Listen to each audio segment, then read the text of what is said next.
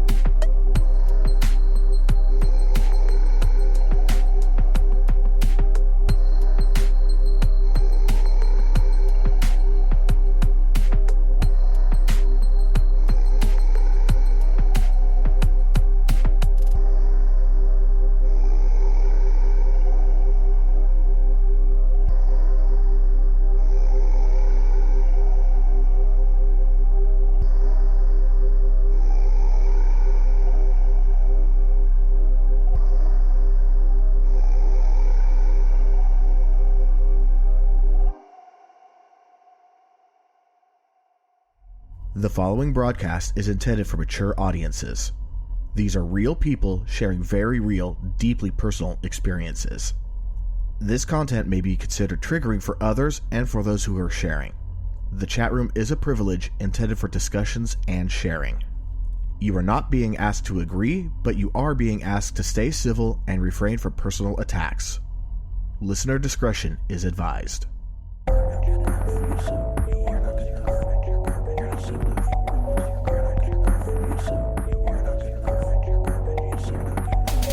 All right, welcome back to Am I Mental? A live weekly podcast where real people share real stories about living their lives with mental health issues and things that impact mental health. I'm your host, E, and with us, as always, are the co-hosts, C. Hello. And Bexy. Hi, y'all. Yeah, I've kind of changed it up a little bit because I recognized at one point we did the same intros every single week with the same hellos and highs, so yeah, kind of changed it up a little bit. So, first off, just want to thank everybody that's listening in. Really appreciate having you here. DeVern's already in the chats. First, again, DeVern, way to go. We need to pay our bills around here, so gotta do the quick little spiel. If you like what you're hearing, please share episodes, especially ones that you think that will resonate with others, that or ones that resonated with you. We've been credited with helping lots of people so far, and that total just keeps climbing, which is fantastic. That's probably the best way you could help us. But if you want to help us even further, there's a number of ways you could donate. Just go to mimental.net/donation. Or sorry, not donation, donate.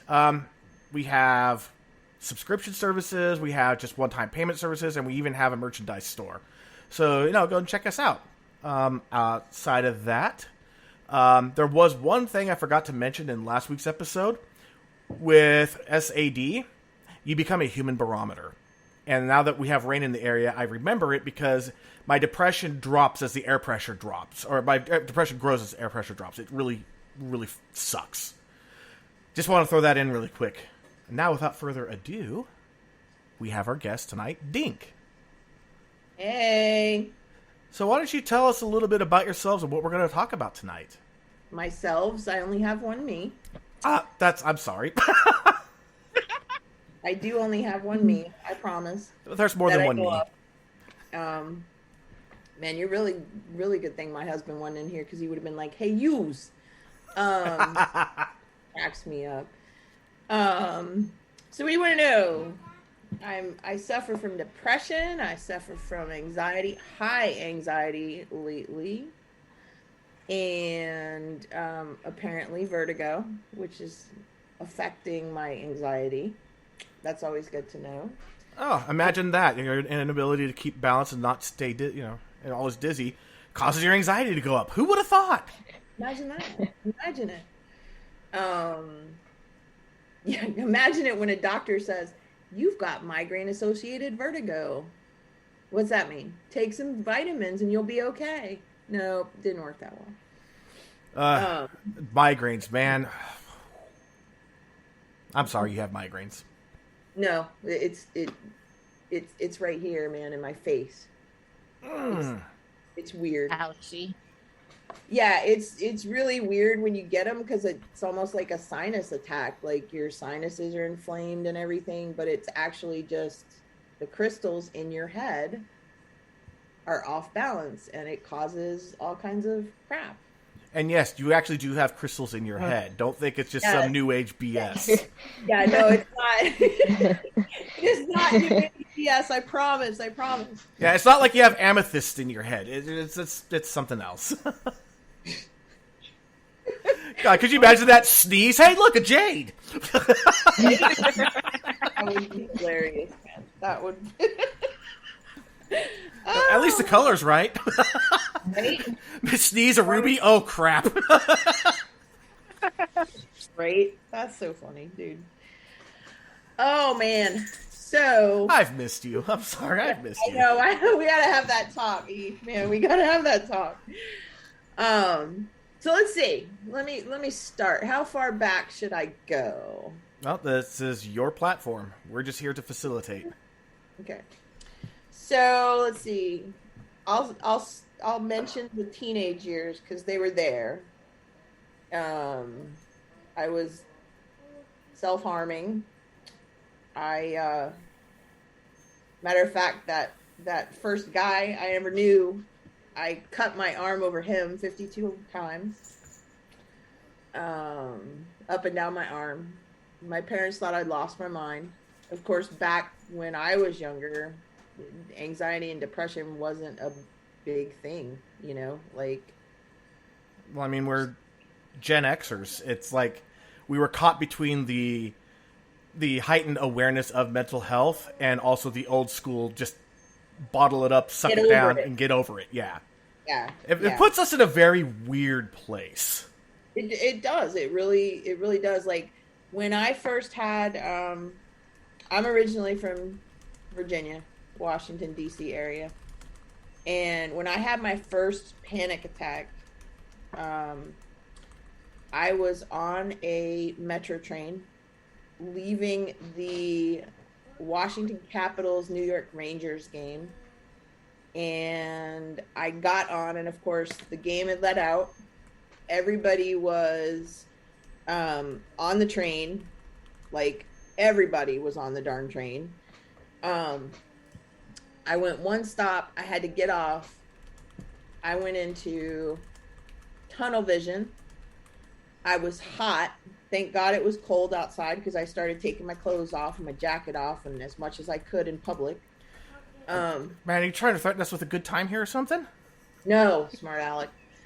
Yeah, it was really scary because I was, I wasn't at home. I was surrounded by people and I had no clue what happened. And why I'm saying that is because of what we were just talking about is when I came home and I was telling my mom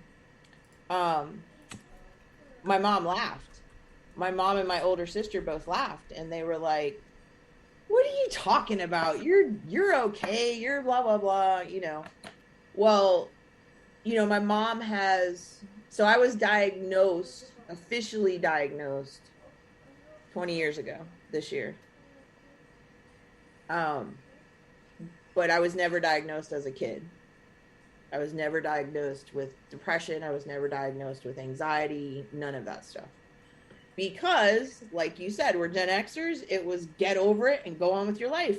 Yeah, and like, a lot of times in your teenage years, it was like the school counselor going, "Oh, you're just a teenager." Yeah, and it's really not. It's really not that. I mean, I'm not in that whole millennium thing where, hey, just do whatever you want and do this and do that, and like YOLO.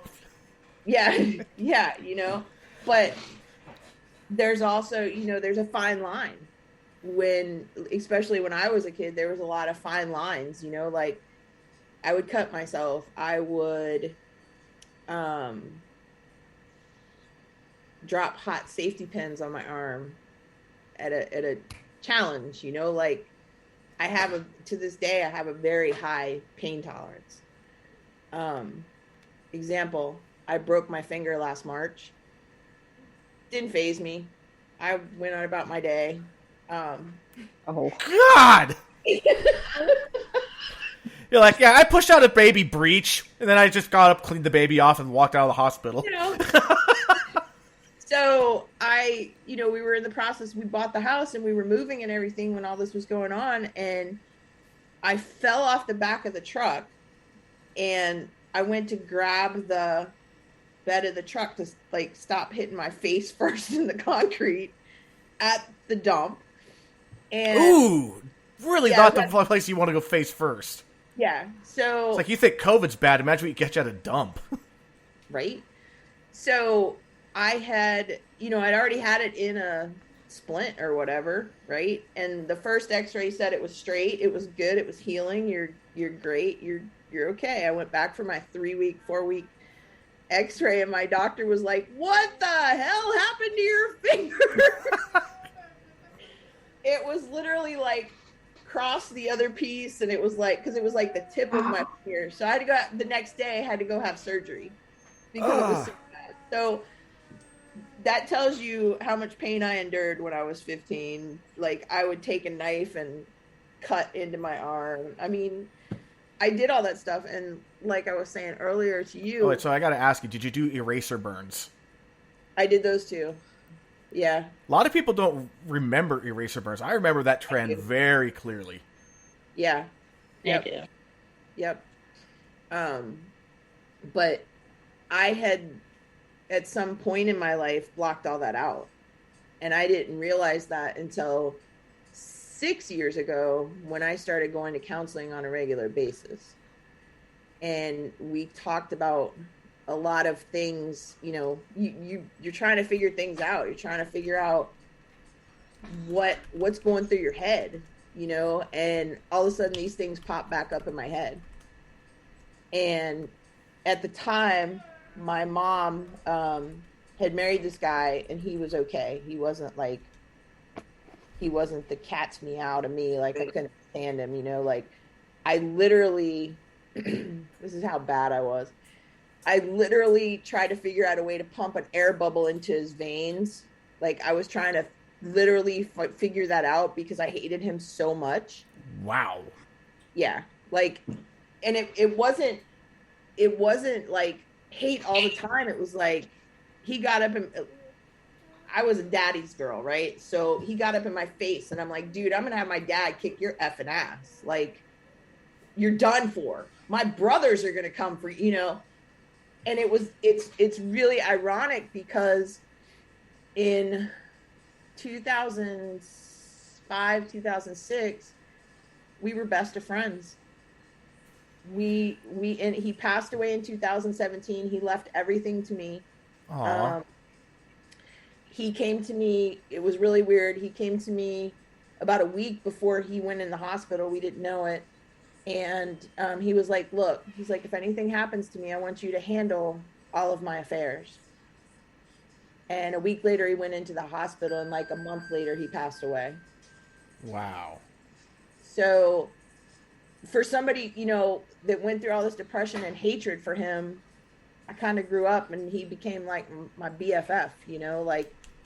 It is funny how life can work out like that. It is. It is. crazy. Some people that tormented me, because I was really bullied a lot in high school and like junior high and all the way through school. Some of my bullies have become really good friends of mine. It is weird. Like, they changed. Life changes. I was a bully in high school. But we didn't call it that then. You know what I mean? Like, yeah. Just, like, picking on people, like, you know? It was just the pecking order. That's what it was then. Yeah, and I was at the bottom, so I fought back. That's where I came from, you know? But, so, you know, we'll kind of fast forward to the great year of 2001. And I'm sure we all know what happened in 2001. Me being from Virginia, me being from right outside of DC, Ooh. I endured 9/11. Yeah. And I was shortly after that diagnosed with depression, not so much the anxiety thing. You know, I know everybody remembers it. It's not, never forget. I mean, let's just say it, never forget. It was our generation's assassination of JFK. Yeah, it was a horrible thing. And, you know, I lived it. I had a friend at the Pentagon. You know, my brother, who's since passed, my brother was on a bridge and going into New York and watched the planes go into the towers. And my brother was a truck driver, so he was in his truck. So he had an elevated view to see over everybody else. Yeah, he had elevated view, not only elevated view, but he was an EMT firefighter. So his instinct was run to it, and he was there for 3 days. They commandeered his truck for 3 days. And you can imagine what they had on his truck. So shortly after 9/11, I was diagnosed with depression, and it was really kind of weird because we lived in this house. It was a really nice house, but our landlord had all this junk in the garage. That was just kind of the deal. Like, we're renting the house. He keeps his crap in the garage. Okay, whatever. Well, we had a rat come out of the garage. And you know me, I'm an animal person. I'm not going to hurt an animal. Right. You know. That night I lost it so bad I was ready to snap that rat's neck. Like, whoa. It was horrible. It's like, you're the kind of person that I would say if there was a fly in your house, you would catch it and let it go outside instead of splatter it. Not so much. Not so much. Okay, but a mouse you wouldn't kill. Maybe an ant, you know, but but no, I mean, that's kind of my personality though. Like, I'm like, you're gentle with animals. Yeah, I mean, like, I was 22 and I hit a chipmunk and I turned around and picked it up and took it home and buried it. I felt so bad. Don't you laughy. No, I'm not laughing about that. That's literally got buried in my backyard. And my mom to this day cracks up at me. I was like, Mom, but I killed it. Like, I killed it, Mom. And there's like a whole story to that. Like, my boyfriend, he was like, you're not putting that thing in my truck. And I'm like, well, I'm walking home. And I literally walked home 2 miles in the rain with my dead chipmunk and went home and buried it in the rain. Okay. That's my story. I'm sticking to it. He tried to come back and get me, and I was like, nope, screw you, buddy. Yeah, you already said no, so hit the road. I'm like, bye, see you later, have a good day. Yeah. We can talk tomorrow, maybe. Yeah, if you're nice. So, but really fast, there's some comments that we're starting to stack up here. I just wanted to throw them out. Okay. Like, one of the ones that, I mean, I almost laughed out loud because Richard, the dude is just a comic genius, said that your finger looked like Owen Wilson's nose when you walked into the doctor's office. It did. It didn't even faze me. I had to have a pin put in it. I still have my pin. And Kat has joined us after being gone for a while. Kat had some things to deal with, and we missed the cat. And then Richard also said bullies are sometimes the only people who know your full name, even if it's just to mock you. DeVerne said, I never wish anything good for any of my past bullies. For me personally, there's one bully in particular that I will never forgive. I don't know what they would have to do to earn my forgiveness because they were just so ruthless for the entire time. And quite honestly, they're still the same person, so fuck them. Yeah. I'm not the same person, though. Fair enough.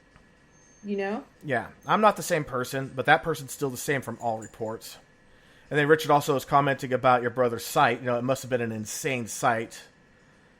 Yeah. I didn't even... My brother was a jokester like me. And that's the crazy thing because he was at my sister's house and we didn't talk like all the time. And we're sitting there and we went out and we smoked a cigarette. And he's like, yeah, I was in New York, blah, blah. I was like, bullshit, Kurt. You weren't there.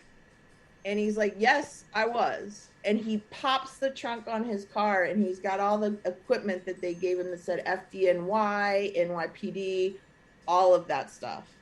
And I was like, holy shit, he was there.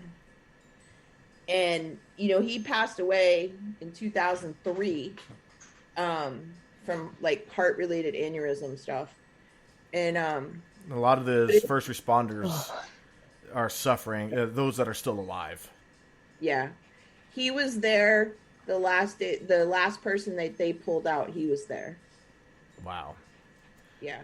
So did you know that Steve Buscemi he's actually originally an FDNY employee before he became famous as an actor. When 9/11 happened, he quit everything he was doing and went back to his old job to help. And he didn't want it to be you know, it's now known, obviously. But at the time, he wasn't making any big deal about it. It's like, look, my people need me. Yeah. Yeah, so he's actually, he's former FDNY. That's apparently, once you're FDNY, you're always FDNY. That's what that lesson tells me. That was like one of the coolest stories I ever heard. Once it's a because I have my brother that passed away, his 3 kids are all firefighters and EMTs. And it is they are amazing people. I'll put it that way. We were at Outer Banks a few years ago, and this guy got called by got pulled by the rip current, and I'm going to say all 4 because it was my nephew, or my 2 nephews, one's wife, and my niece.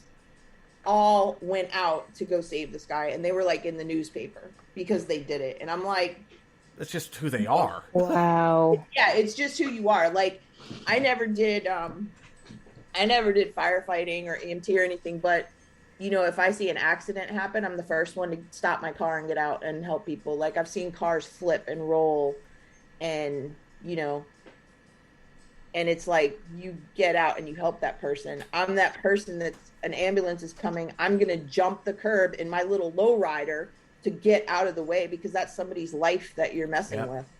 Right. Yep. You know, it's like I've had my grandmother worked in medical. My mother worked in basically a care center like hospice. I had uncles that were firefighters. I have a sister that's in the police force. Basically, I mean, she's not a cop; she's a correctional officer. Right. But yeah, public service is very strong in our family. I worked at a hospital automation company. I really want to get back into medical again. It's part of my family's DNA. So yeah, same. I saw a car go out of control, go into a ditch. I was one of the first cars to pull over and help. Happened multiple times. You know, it's just if I happen to be there, even if I can't do anything other than to help comfort the person by talking to them, and let them know they're not alone and that services are coming, I'll be that person. My nephew, so when I say nephew, you know, I'm 49 and my nephew is 40. So my nephew, a couple years ago, he was a heavy duty towing operator. So when you see a truck rolled, like a tractor trailer rolled, he worked the rotator and he's the one that moves the truck off the highway and he does all that heavy duty like equipment stuff. And you know, I grew up, my dad owned a roofing company. My brothers, I was working on cars with my brothers at 13, you know, like, so towing was part of our family. Like, they owned towing companies and stuff. And so my nephew, and this was just 2 or 3 years ago, he calls me and he's like, hey, I just wanted to let you know I got this Towman's Award. And a lot of people are like, what the hell is a Towman's Award? You know, like towman is like a big group of towing people that they get awards for what you've done for the year. And it's a pretty big honor when you're in that whole crowd and in that scene. So it sounds like a national award. Yeah. And so I'm like, what'd you do? And he says, well, he starts telling me the story, and he's like, well, I was coming down the highway and this car accident happened, and he's like, I stopped and I jumped out of my truck and I saved the guy's life. He's like, I held the bleeding until the ambulance got there, and he's alive because of me. That, wow, like, it gives me cold chills to think about that, but I know him, you know what I mean? Like, it takes a person, a very special person, to do EMT and fighter, you know, stuff. So I agree. it's a very dangerous thing. And my brother, he's like a little brother. My nephew is at 40 is still trying to get on with a fire department full-time paid at 40 years old. You know, he's like, this is my dream job. This is what I want to do. And it's amazing. It's awesome. That's awesome. Yeah, it is. So anyways, now that we've segued back to where we were. Well, it was a really good story. Well, yeah, I mean, it was. Yes. And it kind of just. Yeah. The beginning of it. And it kind of really does show a lot about your character and where you're from, too, your family, and how, Yeah. I mean, you're molded a lot by how your family is. Like, if your family's heavy into public service, you're probably going to have a pull towards it. Even if you don't do it, you're still going to have that pull. Yeah. Like me. I have that no fear mentality when it comes to, you know, just don't put a spider in front of me and we're good. Dude, you would have problems being around me. I free handle spiders. You can have them, that and snakes. So anyway, you know, right after 9/11, I was diagnosed. Of course, that panic attack was after 9/11, you know, and everybody's living scared. Literally, you know, I know you're in California and you guys live scared, but I mean, we were literally watching the F-16s fly over our houses late at night. I lived in San Diego, and we have, like, San Diego's the mightiest city in America. It has the most military bases. Yeah. And it's all first strike and frontline, so saw F-16s patrolling constantly. I got to see Air Force 2 come and go because MCAS Miramar, it's one of the more secure areas. We have the top gun school out there.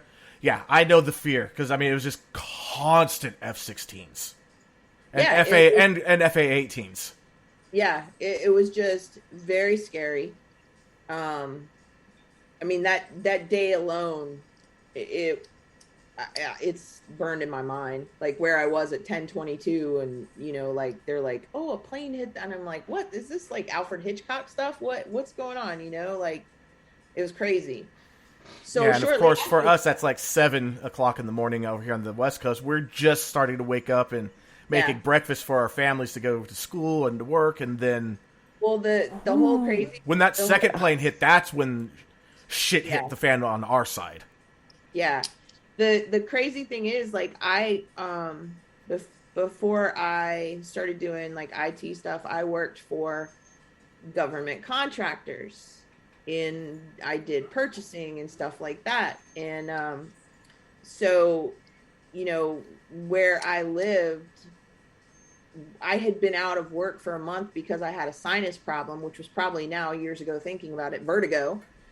And I had been out for like a month sick, and it was my first day back, and I got to work. Like, I was still thinking the whole, there's a plane going into the tower. That whole thing was like, wasn't real to me yet. You know what I mean? Like, I'm still going to work. I'm still doing whatever. Like, I don't believe what's happening, blah, blah, blah. And I get to work. Right. Everybody was in a panic. Horrible, horrible panic, because we're right outside of DC. We're defense contractors. Who are they going to come after? Well, the crazy thing is the NRO was across the street from where I worked. Oh, wow. And in case nobody knows what that is, that's the National Reconnaissance Center that they lied about for years while they were building it, and it popped up. So it was literally within bombing distance of where I worked, and I lived. So basically, if a plane crashed into that, you'd feel the impact. Oh yeah. I would have felt it big time. Where I was working at the time, because like I got a job right after 9/11. I happened to not be employed during 9/11, but I like within 4 days I was. We were in the takeoff pattern of MCAS Miramar. Oh, nice. Yeah, and That like, oh god, just the sound of those things hitting their afterburners flying right over the building was amazing. I know. I was like, I couldn't get sick of it. Sound. It's like I used to go when I lived in Virginia Beach. I would go down like to where the one base was and just listen to them take off and the afterburner and all that. Oh, it's amazing. The sound of the afterburner, for people that have never heard it, you're missing out. It is an amazing sound. It's like man-made thunder that's at your fingertips. It's like going to, and I don't know if you know this one, Eric, but going to a NASCAR race and the last car that goes past you and you get that burst of wind. I am planning on going to a NASCAR race just to get that zip by. You know, the you gotta go, man. It's on my bucket list. I used to be a big NASCAR fan. Davey Allison was my favorite driver. When he died, my love of NASCAR went with him. Yeah, I live in the middle of NASCAR, and my love for it is dead. Like I could literally drive to Dale Earnhardt Jr.'s house. That's how close I am to him. Oh, and Kat just caught that you name dropped me. Oh, sorry. Sorry. E. That's all right. But here we go. That's going on the counter for season 7's name drops. We have 4 so far. We're still less than 1 per episode. That's okay. That's good. That's totally good. So, anywho, they diagnosed me with... Dude, I totally thought that we were talking to each other. I forgot about everybody else. I'm good at that. Right? So then, they diagnosed me with depression and panic attacks, or I don't know, whatever you call it, anxiety. It's not anxiety. Panic disorder. Yeah, there you go. That's exactly what it was. Why do I feel like I'm having a heart attack disorder? I literally thought I was having a heart attack. Yeah. Like, it was the weirdest feeling. I think I've had like maybe one since then. I've only had a couple of those, but one of those I wound up in the ER with the all those little suction cups on me because they were checking your heart. Yeah, turned out, it was just a panic attack. It went away after 5 minutes. Yep. But when you're in the but when you're in the middle of it, it's just like you're like, I'm not having a panic attack. I'm not having a panic attack. I'm not having okay, I'm having a panic attack. It's just a panic attack. It's not my heart. And then it just, boom! That as soon as you say heart, it goes through the roof. Yeah. They're wonderful little creatures that sneak up on you. Yeah. You try denying it, but you're still acknowledging it. Acknowledging it just makes it worse. It is the weirdest thing. It is. I like to imagine them as monsters. That is a very good way to imagine it. I kind of imagine it as a tornado. It will pass. I may be damaged, but it will pass. Right, but when you're standing in a crowded Metro Center station and there's like hundreds of people coming out of a hockey game, and you're literally, people are looking at you like you're crazy because you're basically stripping and it's like 2 degrees outside. And, it's very, very scary because it's happening to you and you've got all these people freaking staring at you and it's like, and of course that just makes it worse. Stop looking at me. Right. Like, and I'm one of those people, that pretty much speaks my mind. And I'm like, what the F are you looking at? What, can I help you? I'm like ready to fight people, like, don't mess with me. And someone probably pulled out their cell phone going, World Star. I don't know. That was 20 years ago. I don't think the video. Yeah, I don't think World Star was a thing then. Back then. No, yeah, we were still using the keypad to like the 3 numbers, 3 letters, all that. With the that predictive text and the shorthand stuff and flip phones. Right. What were you saying, C? I said, honestly, that situation sounds terrifying. It was. And then to come home and have my mom, my mom and my sister are like, what? You're that's so funny, and Right. 20 years later, my mom is not the same person, obviously, because she's been there with me through this whole thing. And I managed to, that's when I started in with like the medications, the Zoloft and the this and the that. And then, I remember Zoloft. It did not treat me well. no, it didn't. Like I had Zoloft. So I'm also one of those very strange people that like, I can take a medication, and if the company that makes it changes, it affects me differently. Well, a lot of times those companies will change the formulation slightly. Right. And it affect. I'm one of those people that I get the wrong it's thing. Like and the active ingredient's fine. Well, it's those Right. other ingredients you changed, you jerk. Right. So, I went through that whole thing for years. It probably took because of course this is still like a new, a whole new thing to people in Gen X, where you've got depression and everything else. I mean, I look back, it's really crazy because, we were talking about bipolar, and I look back. Now, mind you, I'm the youngest of 9 kids. So all of my brothers and sisters are a lot older than me. And thinking back to my other brother, the one that wasn't in 9/11, but thinking back to him, my mom and I have had these conversations where we think he was bipolar. We really, his actions, the way he did things, he was 100% bipolar. It's really crazy because he would just lose his shit, just poof. Yeah. And he tried to kill a guy one time, and I mean, so he was one of the more extreme examples of bipolar. Yeah, he was fine one minute and he could snap in a heartbeat. I mean, he would black out, like just go for whatever was making him mad. Yeah, whenever I have a manic episode, it's very likely that I won't remember it once I come out of it. And people will be like, you totally said this. I'd be like, but that's so not me. Yeah. And it's really, it's not me. But yeah, I don't. But you said it with such conviction and all that, but there's but that's not what I believe. How is that me? Finally, I was like, do I have a split personality?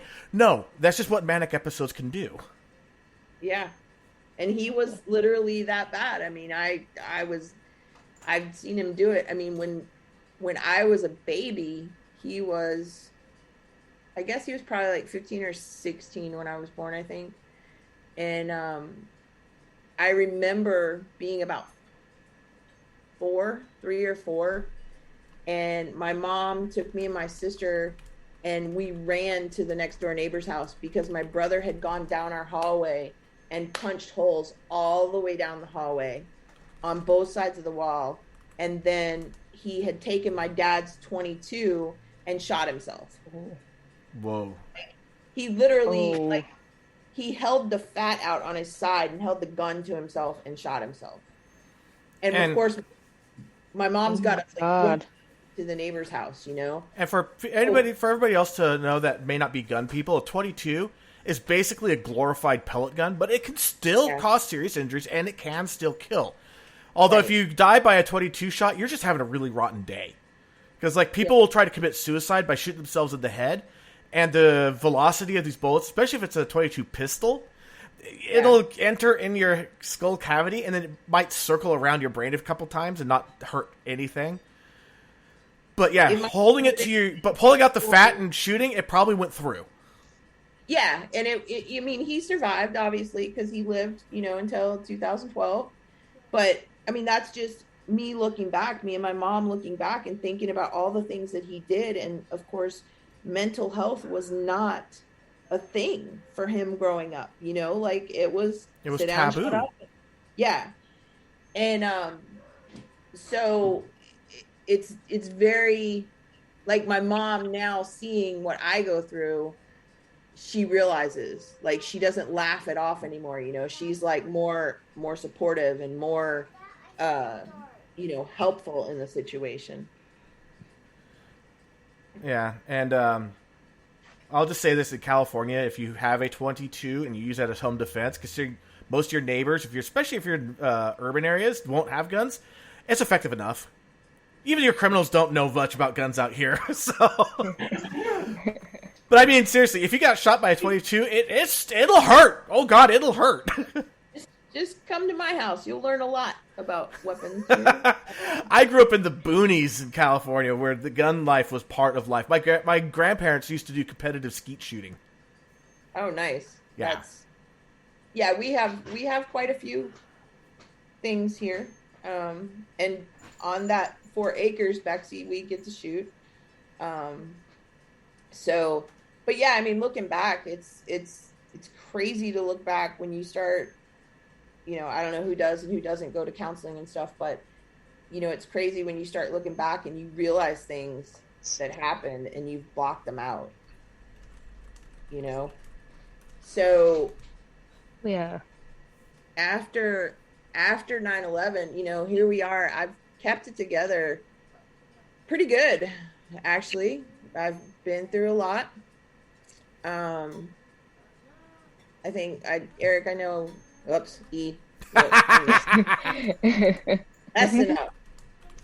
My husband, I mean, he suffers bipolar and he's a severe case of PTSD. You know, he was actually the victim of a crime, and I want to try to get him to come on and talk with you guys too, to talk. He needs to talk it out because he keeps it all in. Love to have him on. Oh, definitely. Yeah, he I mean, his whole life he was abused as a kid. Like his mom threw hot coffee on him. Ooh. His mom Oh. had shot at him. That's just growing up. That's not even happened to him after. One of my uncles tried to kill my mom, bow and arrow. The arrow hit right where she was. Oh wow. Yeah. Yeah. Oh my. I almost didn't exist. Well, I mean, he, my husband, you know, part of it, he just found out 7 years ago, before we met, that his biological father was murdered 3 months before he was born. Whoa. Oh wow. Yeah. And so he's, you know, we kind of support each other, you know. Yeah. But and I say this as nicely as I can. I mean, he's a bigger nutcase than I am. Bless his heart. He doesn't talk very much, so that's his thing. But yeah, so you know, fast forward, and let's fast forward to 6.5, 7 years ago, and yeah, I don't know if you'll remember this or not, but I, for the crowd, have 14 rescue dogs. My husband and I rescue, and it all kind of started back about 2002, 2003, because of course I was still going through the beginning stages of depression, because if you have it, you know, it's not a pill, have a good day thing. Right. Right. And Right. even the medication, it's more about managing the extremes than it is about curing. Because Yeah. it really, I mean, even if they could nail the brain chemistry correctly through medication, it's still a mindset that gets to be part of you. Yeah. Oh yeah. Big Like, time. I still Yeah. remember in high school, it was my sophomore or junior year, there was a commercial talking about here are the symptoms of depression. And I just got curious one time, and I sat down and I went, yep, down the whole list. And I'm like, but I'm not depressed, am I? You know, and then I started talking with my friends about it, and we all watched the commercial all roughly at the same time, and we're all like, are we really depressed? You know, just like, I don't feel depressed. Well, no, you know what it was? I don't know what not depressed feels like. So depressed feels normal. So you'll get a kick out of this, because I'm a sensitive, caring person. I don't cry a lot. I've still got that sit down and shut up mentality about me, like that I was taught, and I know when my depression is getting bad, and the only way I know that is, you're gonna so laugh at me when I say this, like the sad commercials, like the Coca-Cola, Yeah. the Bear Coca-Cola commercial and stuff. Yeah. Dude, I start crying and I'm like, okay, time to do something about this. Like, I'm laughing because I relate. I'm not laughing at you. I'm laughing because I relate. yeah. I Like, relate so that's much when too. yeah, like that's when I know, like, my brain is off kilter. Not just my crystals, but my brain Yeah. too. It's like, during the summertime, I'll watch like an animal documentary, and yeah, nature is vicious. Being eaten alive. That happens. And I'm like, okay, this is just nature. During the wintertime when the SAD kicks in, I watch that, I'm like, this is the saddest thing I've ever seen!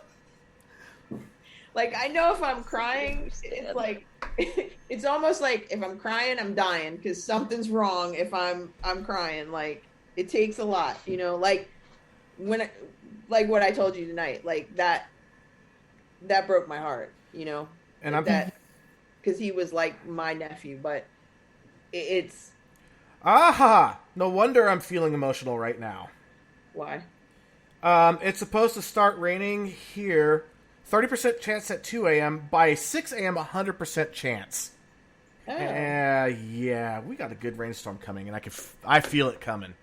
Like I said, SAD, I become a barometer. You start talking about it, I start talking about it, and I could feel my eyes wanting to well up over the thought of an animal being attacked. See? And it's like, Yeah, it's just part of life and nature. It shouldn't affect me like that, should it? Well, it does now. Yeah, it does. And it's funny because you try to, like, still going through this whole thing, right? Like, I just got back from work from 5 months off for mental health, anxiety issues, blah, blah, blah. And I'm still learning a lot I will of stuff. say, from the company that we're at, or that we worked at together, they actually do take mental health pretty seriously. No, they don't.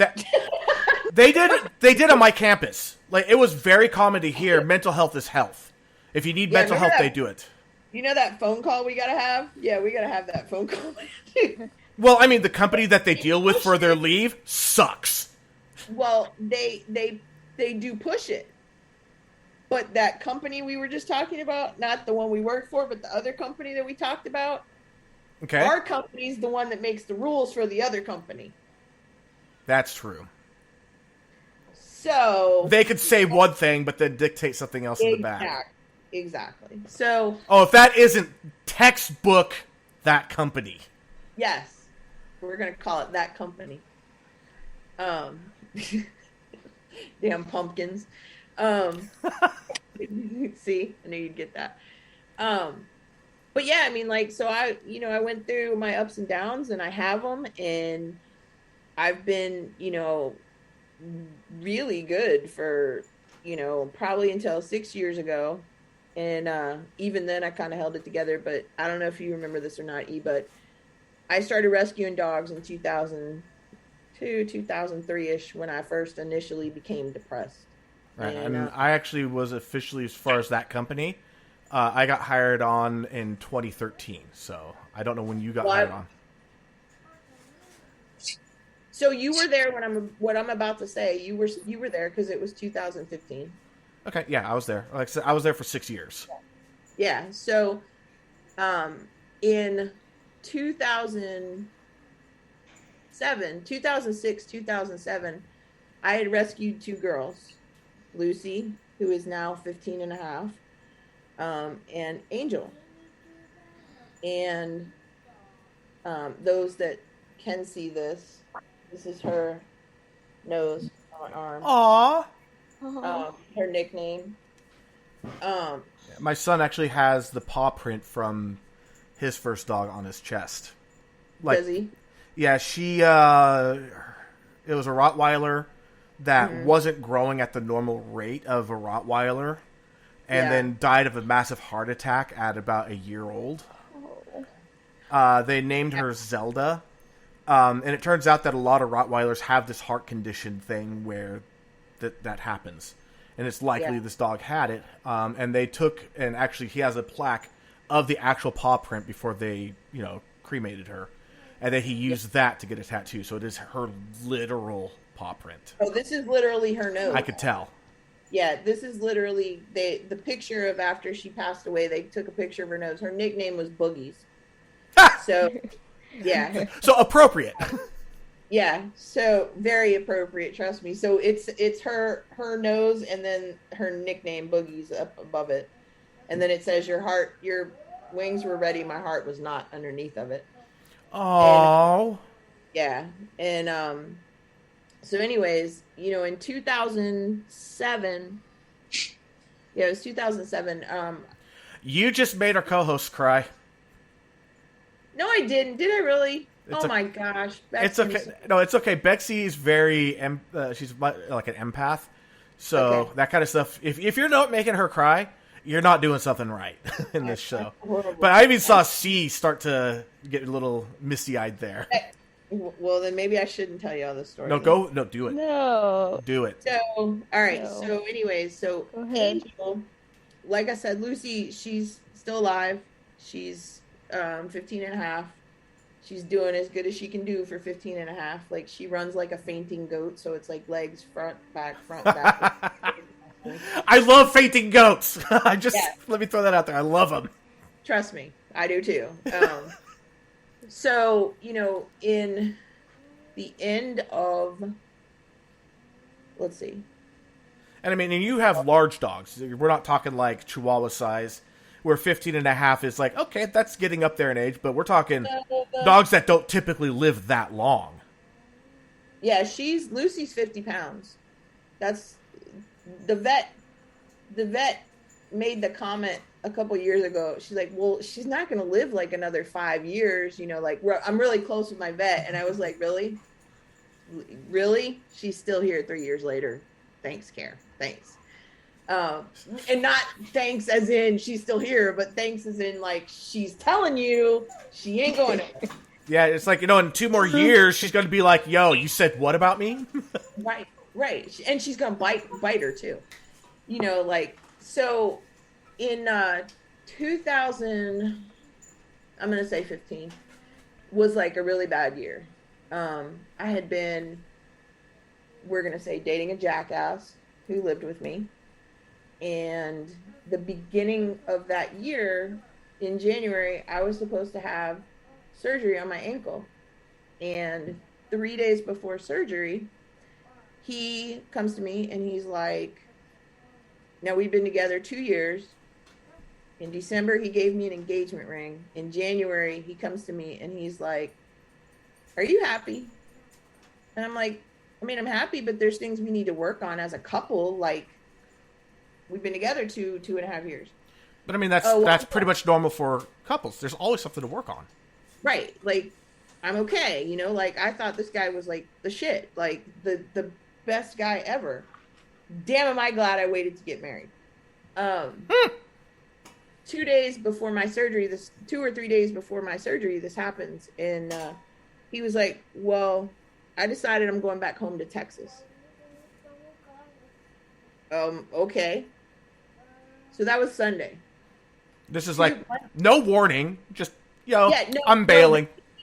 This gets even crazier because he goes to work. He works nights and he came home the next morning and, we're kind of talking about it or whatever. And I said, you know what, just F and go to bed, dude. Like, we'll talk about it later or something. Like, I'll let the dogs out. Don't worry about it, whatever. And at that point I had Lucy and I had Angel and then I had Mr. Wiggles. So, I want y'all to imagine a blue pit bull terrier named Mr. Wiggles. Okay. I can see him getting all excited and being all wiggly. Yeah.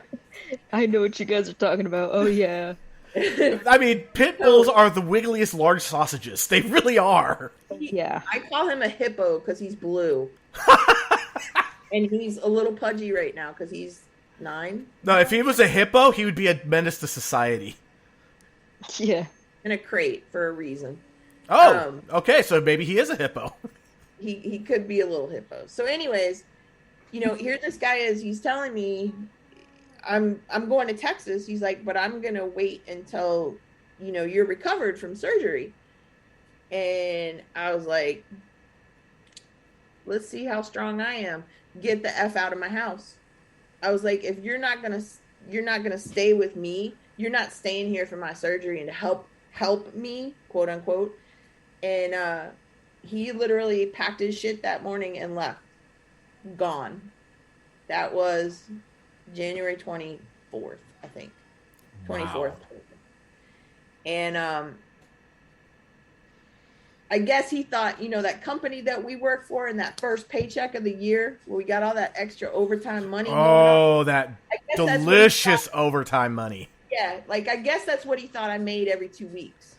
Right. So, just so you guys understand, the company that we worked for, during the last 2 weeks of December, every day you worked was holiday pay. Plus, it was so busy that you basically had carte blanche overtime. Just don't go into double time. So you could easily work 6 12s a week, and they would be thankful for it. So you would come home with these checks that were just ungodly large. Yeah. So I guess that's what he thought I made every 2 weeks, And so he decides, hey, I'm going to leave. And I was like, dude, you're not staying in my house. It was the first, I'm going to say, the first relationship I ever had where I wasn't strong enough, but I damn made sure I was going to be strong enough. And I just told him to get the F out. I was like, goodbye, get your shit. He packed his shit. He got in the truck. I cried for about an hour or so, maybe. Oh, he left. I'm so sad. So he gets to Texas, and I find out he's been talking to some girl in Texas through some dating site he's been paying for. I'm like, you have got no idea, how much I'm over you, dude. You have no idea how over I am of you right now. So it's kind of strange because last year... Man, that was a very snake move that he did. Yeah, it was for a problem now. Yeah, he that's okay. I gave him a little what for back, but I mean, but you know what? You know what she's getting involved with? A guy that'll probably do the same to her. Oh, honey, I let her know. Trust me, yeah. I let her know exactly who he was and what he was, and then let her make the decision herself. Oh yeah, she didn't stay long after he took her for a bunch of crap. Well, anyways, his best friend called me last year. This will tell you how nice I am. His best friend called me, which I talk to him still every once in a while because he lives here. And he was like, hey, I need to ask you a question about this dog, blah, blah, blah. I'm like, okay. And he's like, oh, by the way, D had 2 heart attacks. He died on the table and came back. And I was like, I'm sorry to hear that. I know what you mean by that. Yeah, fair enough. Exactly what I mean by that. And it's that southern backhand right there. That is all I could say. That was all I could open my mouth to say, because if I had said anything else, the man upstairs would have taken me right then and there, because I would have just flat out told him, good. That's how bad this dude was. And you're in love with somebody, you don't know all that. You don't realize all that. And my family's sitting here letting me date him, damn family. Yeah, I'm surprised that you didn't say better luck next time. I was nice, okay? I can be nice. I was about to say that was about the equivalent of the, oh, bless your heart. Yeah. Yes! The southern way of, or bless your pea-picking heart. Yeah. Or there's also, Jesus loves you. Yeah. Because nobody else will. Let's just say he didn't deserve 1 ounce of love. Trust me, after I found out everything about him. DeVern just flat out said it. He just flat out said it in the chat. Looks like he's going for it. Do what? In the comments, DeVern. It's all too bad he didn't die, basically. Thank you, DeVern. Thank you. Yeah, DeVern speaks his mind. He does not hold back. It's one of the things I love about him. I do too. I was just trying to be nice. And Kat was like, saying, what a total douchebag. And then after your comment about what you said, Kat just put up a laughing emoji with tears. I mean, I can tell it like it is, you know, like I gotta be honest. So we'll move on from that wonderful experience that I had, and it just cracks me up when he was like, well, he had 2 heart attacks and he died on the table. And I was like, I'm sorry to hear that. What the hell do you want me to say? He screwed me over, man. Like, I could care less what happens to him. And so anyways, that was January. Well, February, Bexy and C, you guys close your ears because you might not want to hear all this. So on C's like, try me. I'm curious now. So Valentine's Day, Angel, which I will tell you, Angel was my soulmate.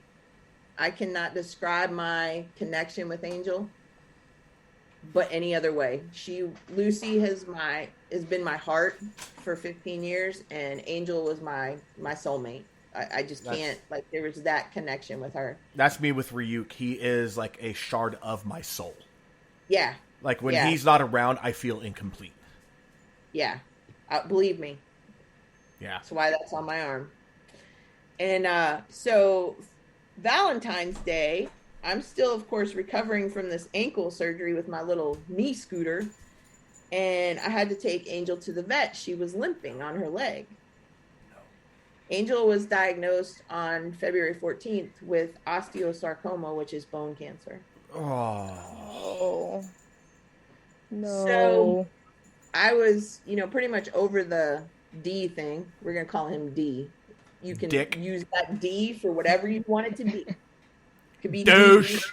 Yeah, there. Damn, Eric. Get out of my head, man. You're always in my head. Always have been.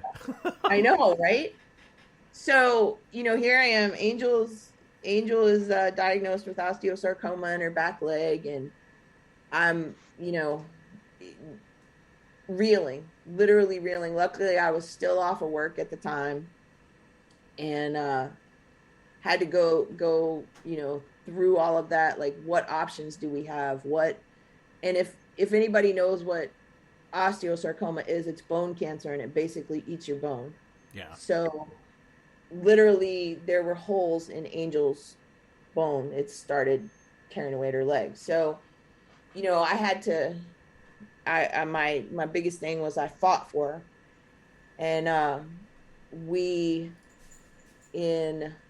so let's see, that was February. Back and forth with the doctors.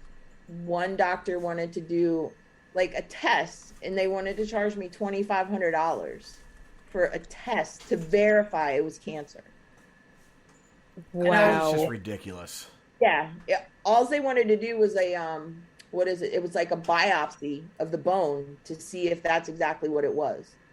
When I went back to my regular vet after that, because that was an oncology vet. And I went back to my regular vet, and, we had 2 different outlooks. My outlook came from the fact that in 2007, right after my stepdad passed, literally a week later, on my mom and my stepdad's anniversary, my mom found out she had kidney cancer. And it's raining shoes on you at this point. Yeah, like this was 2007 though, right? So my outlook was, now I'll tell you, my mom, they caught the kidney cancer. She's never had chemo. She's never had radiation. She is now, it's 2007 to 2021, cancer free. Nice. So she's my earth angel. She's literally, I call my mom my earth angel because she's had 2 incidences where she could be dead, and she is still alive and still going. So, my outlook on that whole osteosarcoma thing with Angel was, hey, you know what? My mom had cancer. She beat it. I believe in higher power, whatever you want to call it.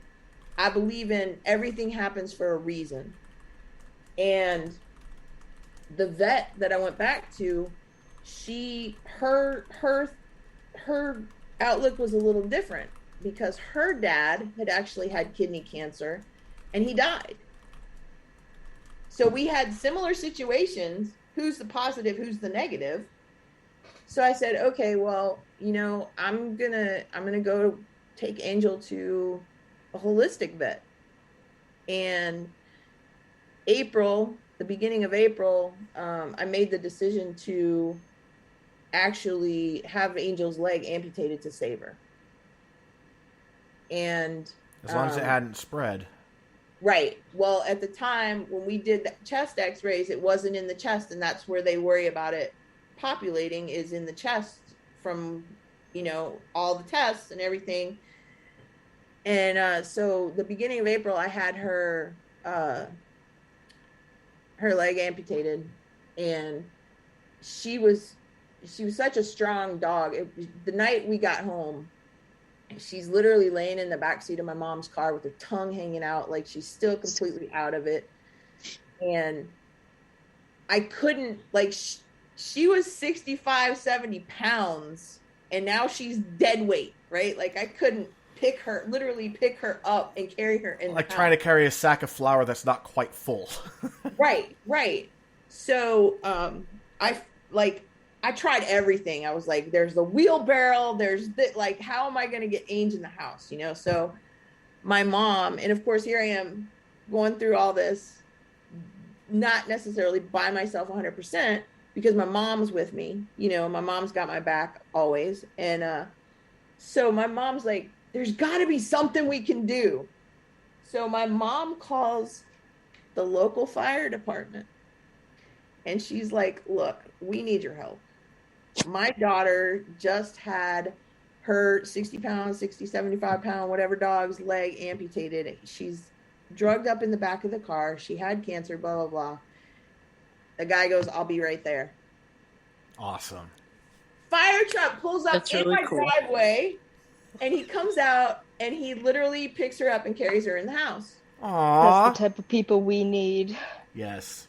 He's an amazing person. Like, he sat there and he talked to us, and he's like, I have dogs, and like, just, like a friend. He probably put himself in that position. If I couldn't carry my dog, I would want help too. He was amazing. So we came in, we talked and everything, and so he lays Angel down, and I'm like, my mom's like, well, what are you gonna do? Like, are you gonna try to sleep here, or what do you? So I put her in her crate for the night, and I shut the door. Right, she's fresh 3 legs, like, she can't really go anywhere. She ain't going nowhere. She's out for the night. 11 o'clock rolls around that night, and she's crying. And I'm like, Angel, what do you want, baby? What do you need? She hasn't eaten all day. She's like, she hadn't drank anything all day. And I said, do you want to go outside? And she just perked up. And I was like, okay. So I go and I get a towel, and I wrap it around her back end, because it was one of her back legs that I had to have amputated. And I get this towel, and I'm like, she's hopping to the back door, and she gets out the back door, and damned if she didn't go down all 3 steps and ran out into the yard and peed. She's like, I got this, Mom. I'm like, really, Angel? Only you, baby girl. Like, you would be the one to do this. So she was fine. She came back in the house. She went right past her crate and jumped right on my bed and laid down and went back to sleep. Aww. See, we don't deserve dogs. We don't. She was just, she was such a strong-willed dog.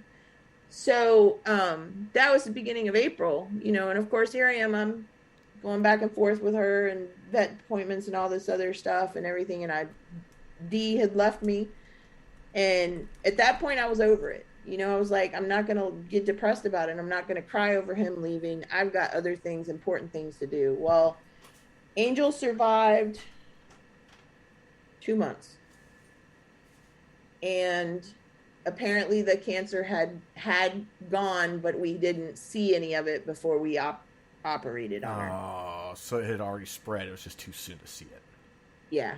So the morning of, which is really crazy, the morning of June 16th, and that date is pertinent to me because it was my mom and my dad's wedding anniversary.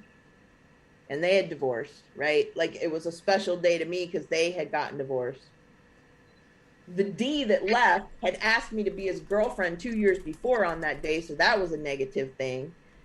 Like it's just a day. It's like that day that comes every year, and you're like, oh, cool, it's here. You know, like I got up that morning. See, quit putting your hand over your mouth. It's coming. I got up that morning, and Angel was one. So, like, if I was going somewhere without her and she knew it, she'd pee on my bed, right? She's like, I'm mad. You're not taking me with you. She knew. Yeah, that's the only time she ever peed in the house, right? She got up that morning, and she was just agitated, like really, really agitated. And that night, the night before, I was going to get up the next morning and call the vet because she wasn't really eating anything.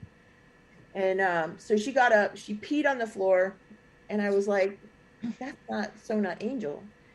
She jumped up in the bed, and I said, all right, Angel, lay down. I got her calmed down and everything. And I got up, I went to the bathroom, came back. She died in my arms. Oh. She took her she let out a scream. Oh. I don't know what the scream was because of. I can still hear it now. I felt her nerve endings running through her body, literally, like, so and I'll probably cry. That's okay. It was 6 years ago.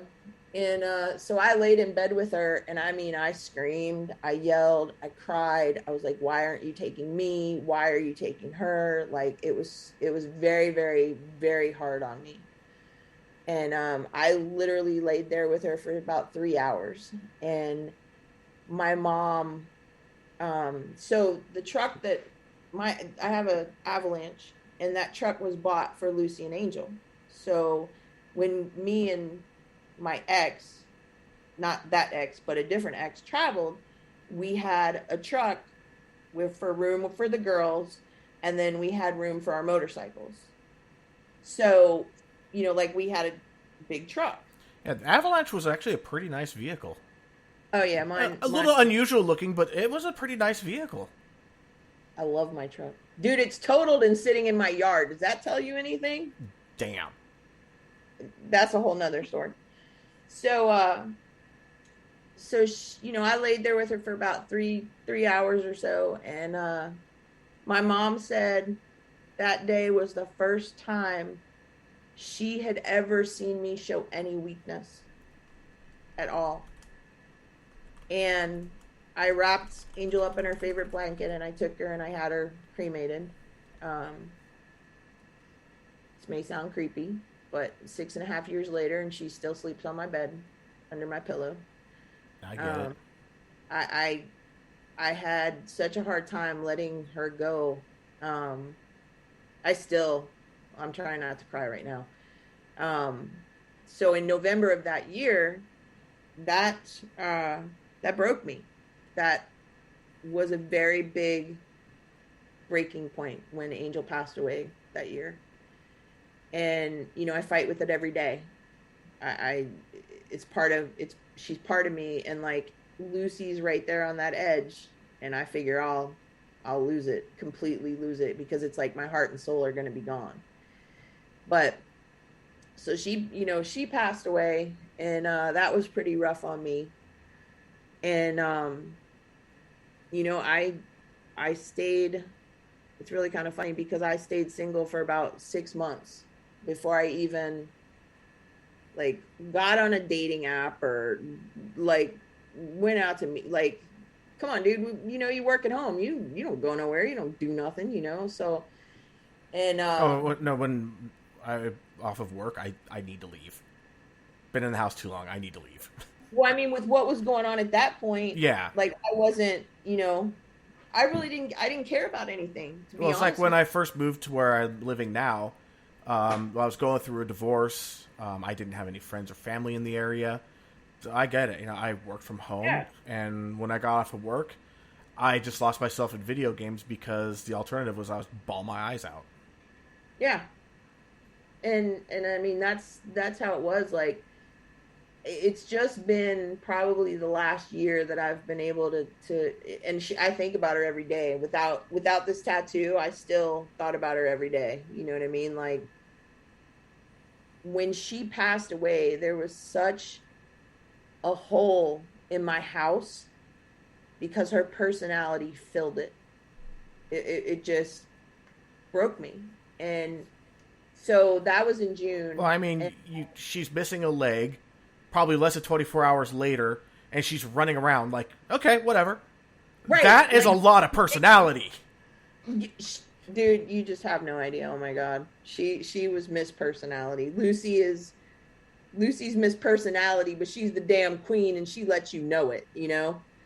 And so, you know, November of 15, well, first of all, let me back up just a little bit. So like in July, I was like, all right, it's 4th of July. I'm going to get on this stupid dating app and see what's going on. Like, you know, maybe hang out with somebody or something. Well, come to find out, here we are 6.5 years later, and I married the guy that I met on it, who is like my best friend. And when we first met, and he came to my house, and I was like, I'm gonna tell you right now, dude, my dog is dead. She's in her box and she sleeps on my bed. If you don't like it, there's the effing door. And he was like, okay, and here we are, 6.5 years, 4 years married. Nice. Doing pretty good here, you know. But November of that year, I broke down. I started going to counseling in November of that year. And that's when I started learning about a lot of things that I did when I was younger. And I started learning about, you know, who I am. Like, it's amazing. You know, a lot of people say, oh, going to counseling is not something that makes you stronger. And I'm sorry, if you admit you have a problem mentally, you are one hell of a strong person. Exactly. Don't ever let anybody tell you any different, because of what I said to begin with at the beginning when nobody really believed in mental health issues. And for you to stand up and you to say, you know what, I've got depression, I've got anxiety, I've got ADHD, I've got all these disorders. And you I know? need help. Right. I need help.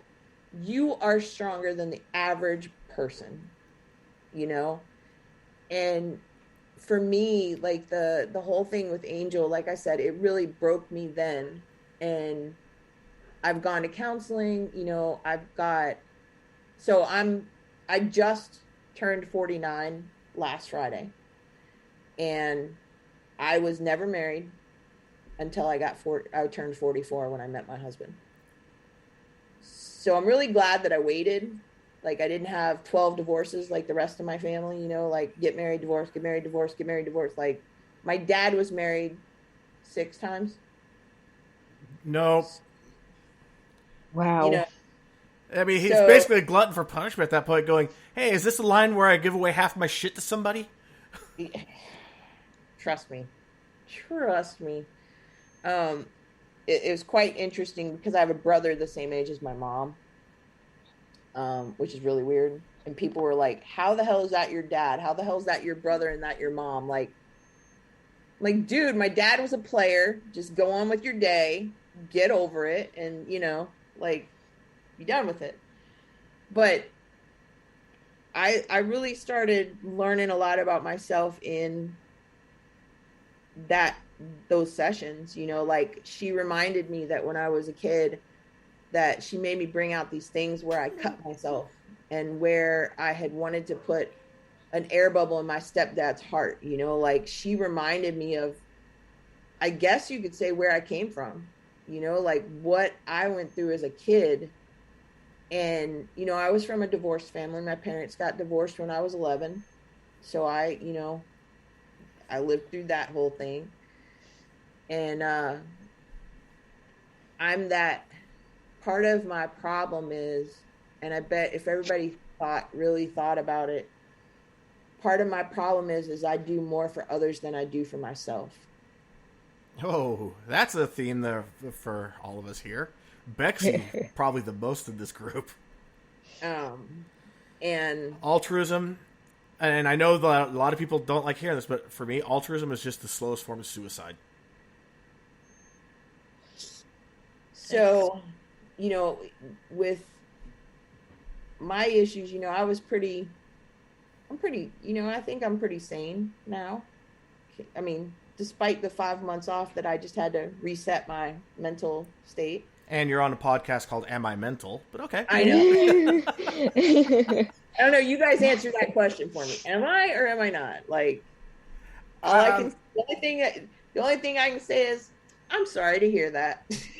Oh. But me and Frank, we've been through a lot of stuff. Like I said, my husband is a victim of a crime. He suffers. He didn't know he had bipolar. If it wasn't for me, he wouldn't know. And he is not in the room. He depends on me for a lot of things. And, we have 14 dogs, 15 technically, if you count the one at my mom's that she has. I hear the huffing. Look, that was my grandmother's dog, okay? And she lives with me, and my grandmother died in 2012, okay? But like I'm trying to learn. So let me kind of fast forward a little bit. My husband, he depends on me a lot, mentally, because of everything he's been through. He doesn't trust anybody. He's a really good guy, but he really had a really shitty background, kind of deal. And between that and I'm always the one who feels like I need to be the person who cares for everybody. I always have to, like, I feel like my job is to take care of my mom. She's 76 and she wants to be independent and everything else, but it's one of those things like, God help me, if you touch my mother, I'm going to jail. You know what I mean? Like, I am her protector. I mean, she was my protector when I was a kid, and it's the roles have reversed. Well, we bought this house in January of last year, and it's been an all but joy. Well, it's been joyous having our house, but we bought this house, and 2 weeks after we bought it, we found out that the basement floods, not leaks. Oh, floods. I grew up in a house that had the basement flood. We had to figure it out because it was a rental for us. Well, we walked in. We just happened to come up one night to check on the house because we were waiting for the fence to be built, and we came up to check on the house because it had been raining, and the basement, like, we've got a basement, and we were like, okay, if we built out, our thought was, if we built that bit, blah, blah, blah, blah, if we had easy for you to say, no, right? If we build out the basement, we've got a 2,600 square foot house. Finished basements are nice, right? So of course, what's that do to your value? Like, we're it goes through the roof. Right? Like, we're thinking this is great. Well, come to find out, the previous owner, I don't know if you guys have them in Cali or what not, but you have this disclosure form that you fill out, and you're supposed to say, does this leak? Does this flood? Does this do this? Does this do that? Yeah, full disclosure. It's the law out here too. Yeah. But here's the crazy thing. This one enrages me so much. If there was a death on your property, if it was more than like 15 years ago, you don't have to report it, something like that. But if the person that buys it finds out there was a death, even if it was 100 years ago, you're liable for not disclosing it, even though you don't legally have to disclose it. It's like, what? Yeah. Well, California. Yeah. Welcome. I didn't even know that existed. Yeah. Oh, no. That's crazy. So let me tell you what he lied about. The flooding basement? Well, that was the beginning of it. Oh, God. So the original gray water line, which is your uh, kitchen sink and your laundry and like the non-sewage stuff, this house was built in 1965, and the line went to the woods. Okay, that's great. Apparently, back in 1965, that was totally legal. Right. Well, they changed, and it's now you have to have a septic tank for all water that comes from your house. So here's the best part. We're finding all this stuff out. The guy, so like our property line on the left-hand side there's a driveway that runs down it, and there's a house back there. Well, he grew up in this house. He knows the history of the house. All of the history. So then he moved away, and he came back and rented it up until 2018. Well, the basement flooded. We have witnesses that the basement floods. We also have a witness to the illegal septic system he put in for the gray water line. So we have been... Your house sounds a little more fun than my house. A little bit. So, well, that first night we walked in, we had 8 inches of water in the basement. Our shit from our storage was floating in the basement when we came in. Yeah, we had a thunderstorm come through, and it's a mountain thunderstorm. If you know anything about mountain thunderstorms, they are flash floods almost every single time. And that's how we discovered our basement floods, when we went down there and there was a foot of water. Yeah.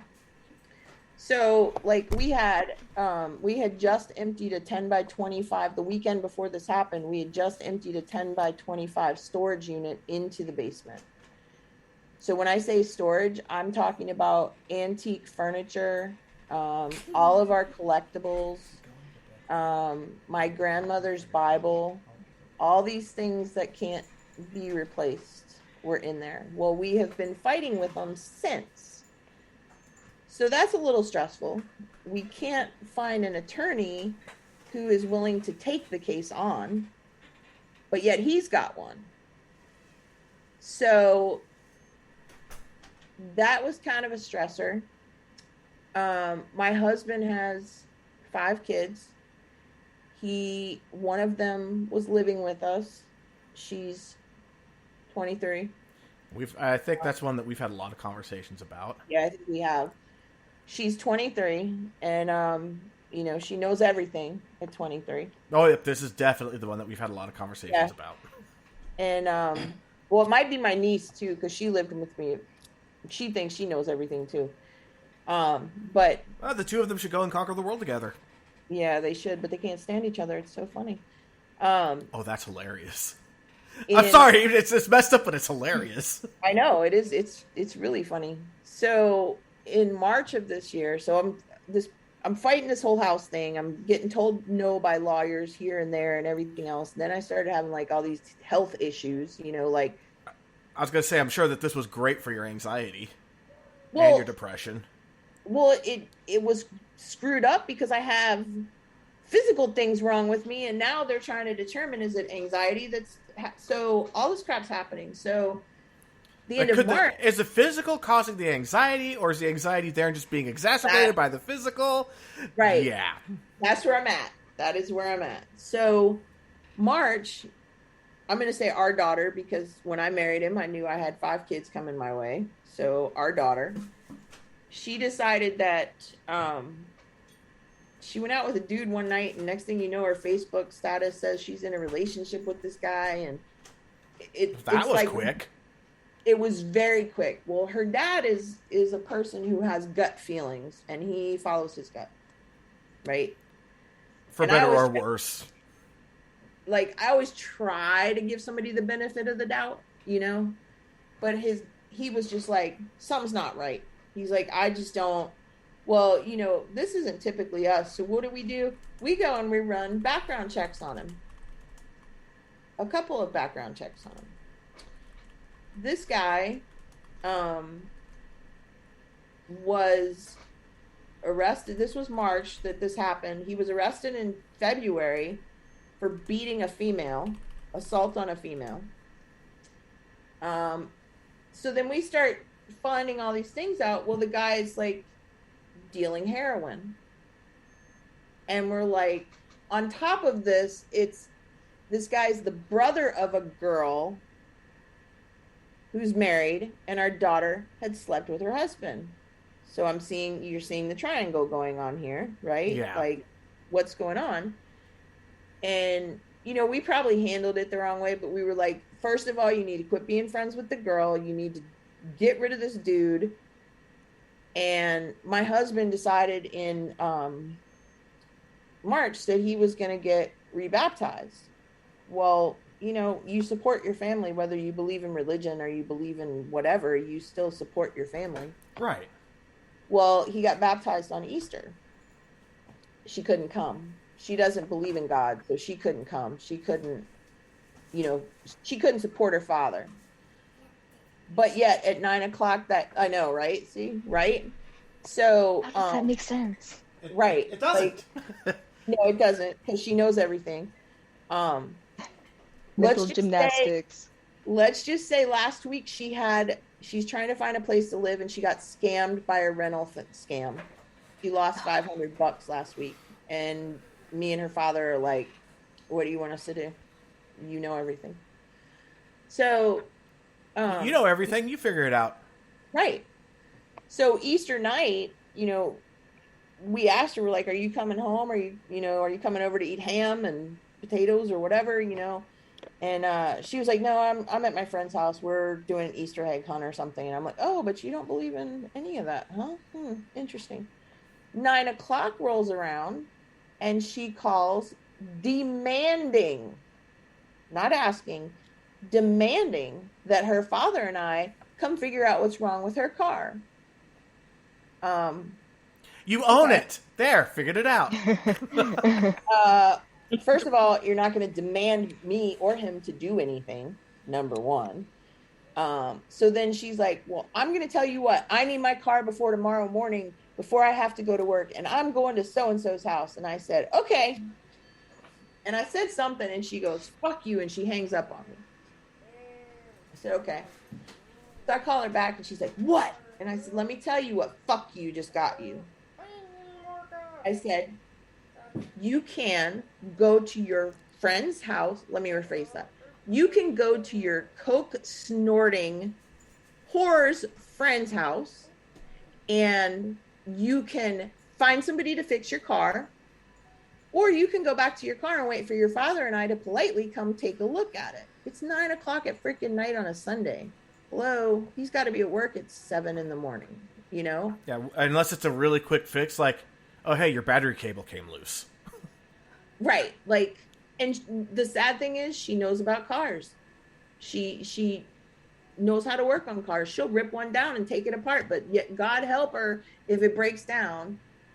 So we ended up that night having a big, huge blowout with her.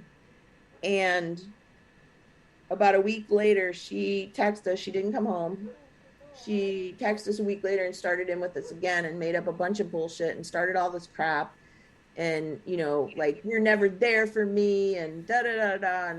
And, okay, dude, let me tell you what, when you called your dad and you were stuck in Virginia Beach with your mom who tried to kill you, your dad dropped everything and drove 6 hours to get you your car and your rabbit and brought you here. Yeah, but you're not there for her. Right. Like, you're not there for her. So, just going to throw it out there, before you're 25, especially your teenage years, you kind of don't have anything other than extreme tunnel vision. So those things don't exist when you're not thinking about them. Oh, rental scam. That's all I can think. Rental scam is karma. Because, she was living with us at one point at 2:30 in the morning. We got a phone call from the police to come pick her up. She was, how did he put it? Hi, this is so-and-so from the police department. I have your daughter pulled over. She's highly intoxicated. Oh, it gets better. And she ran me and 3 other people off the road. Oh! And I said, why are you calling us? He says, because, and of course we live in North Carolina, so it's like a small town, very small force. And this town happens to be having a lot of police issues because of the town manager right now. And he says, I called for backup. The state police were on calls, and so was the sheriff. He said, my only other option was to call you to come get her. No ticket, no impounding the car, nothing. She literally, he ran down in the ditch when she pushed him off the road. Does she even understand how lucky she is? No. Because the night this big fight happens, and I'm like, you know, I shouldn't have done it, but I did. She had a journal. And I start reading her journal. And she's talking about how she gets pulled over and her parents are pissed because it's just a small mistake that she made. What? You could have killed people. That is not a small mistake. Like, are you fucking kidding me? Hey, accountability. Get some. Yeah, exactly. And Deverne dropped something in here that it's a little sensitive, but I think you're going to appreciate it. You won't offend me, by the way. I know. I think you'll appreciate it. I think C and Becky went looking for it. Yep. I think I found it. Oh, go ahead. I hate trash talk like that. Oh, no, it's not trash talk. Oh. I hate trash. Oh, I hate trash like that. That thinks it needs to make up drama. Too bad you had to deal with it. She's still around. She came crawling back. Of course. But she really thought that was a small mistake. And it, like, literally, this girl is she's very intelligent. Very intelligent. But her common sense is very lacking. I have to say, she was in all AP classes in high school. A lot of book smarts, no common sense. And what child, okay, I'm going to say child because she was 15, 16. What child takes Japanese language in high school? Not very many. That is a very tough language. There you go. You tell me that child's not smart. So, a good example, I'm going to draw an analogy here to my own family. My dad is the second oldest of 10. He's the oldest son. Mm-hmm. And there was one sister that was a bit younger that was like the 4.0, all AP, you know, all advanced classes stuff, and always getting the how come you can't be like your sister? How come you can't be like your sister? This was before instant Jell-O. So you had to cook your Jell-O. Mm-hmm. She cooked it on a stovetop, electric range, in Tupperware. All book smarts, no common sense. Sound familiar? She could actually be related to my narcissistic sister. Yeah, that one. But you know what? As my dad said after that, never heard how come you can't be more like your sister again because they had ammunition. Yeah. But no, it happens. There are people out there who are like absolutely brilliant, but they have no fucking clue what life is like. Yeah. Trust me. She's one of them because, you know, it was about a month and a half ago. Well, like 2.5 months ago, she messages us at like 10 o'clock at night. And she's like, hey, now we haven't talked to her in months. Hey, when Dad worked on my car at the shop in February, did he put new tires on it on the front or the back? And I was like, well, you had to have 2 new tires for your inspection to get passed. And she's like, so she comes back and she's like, thanks. Then I guess Dad put really shitty tires on my car. They were brand effing new. She had a flat and we left her stranded because her father put the tires on the car.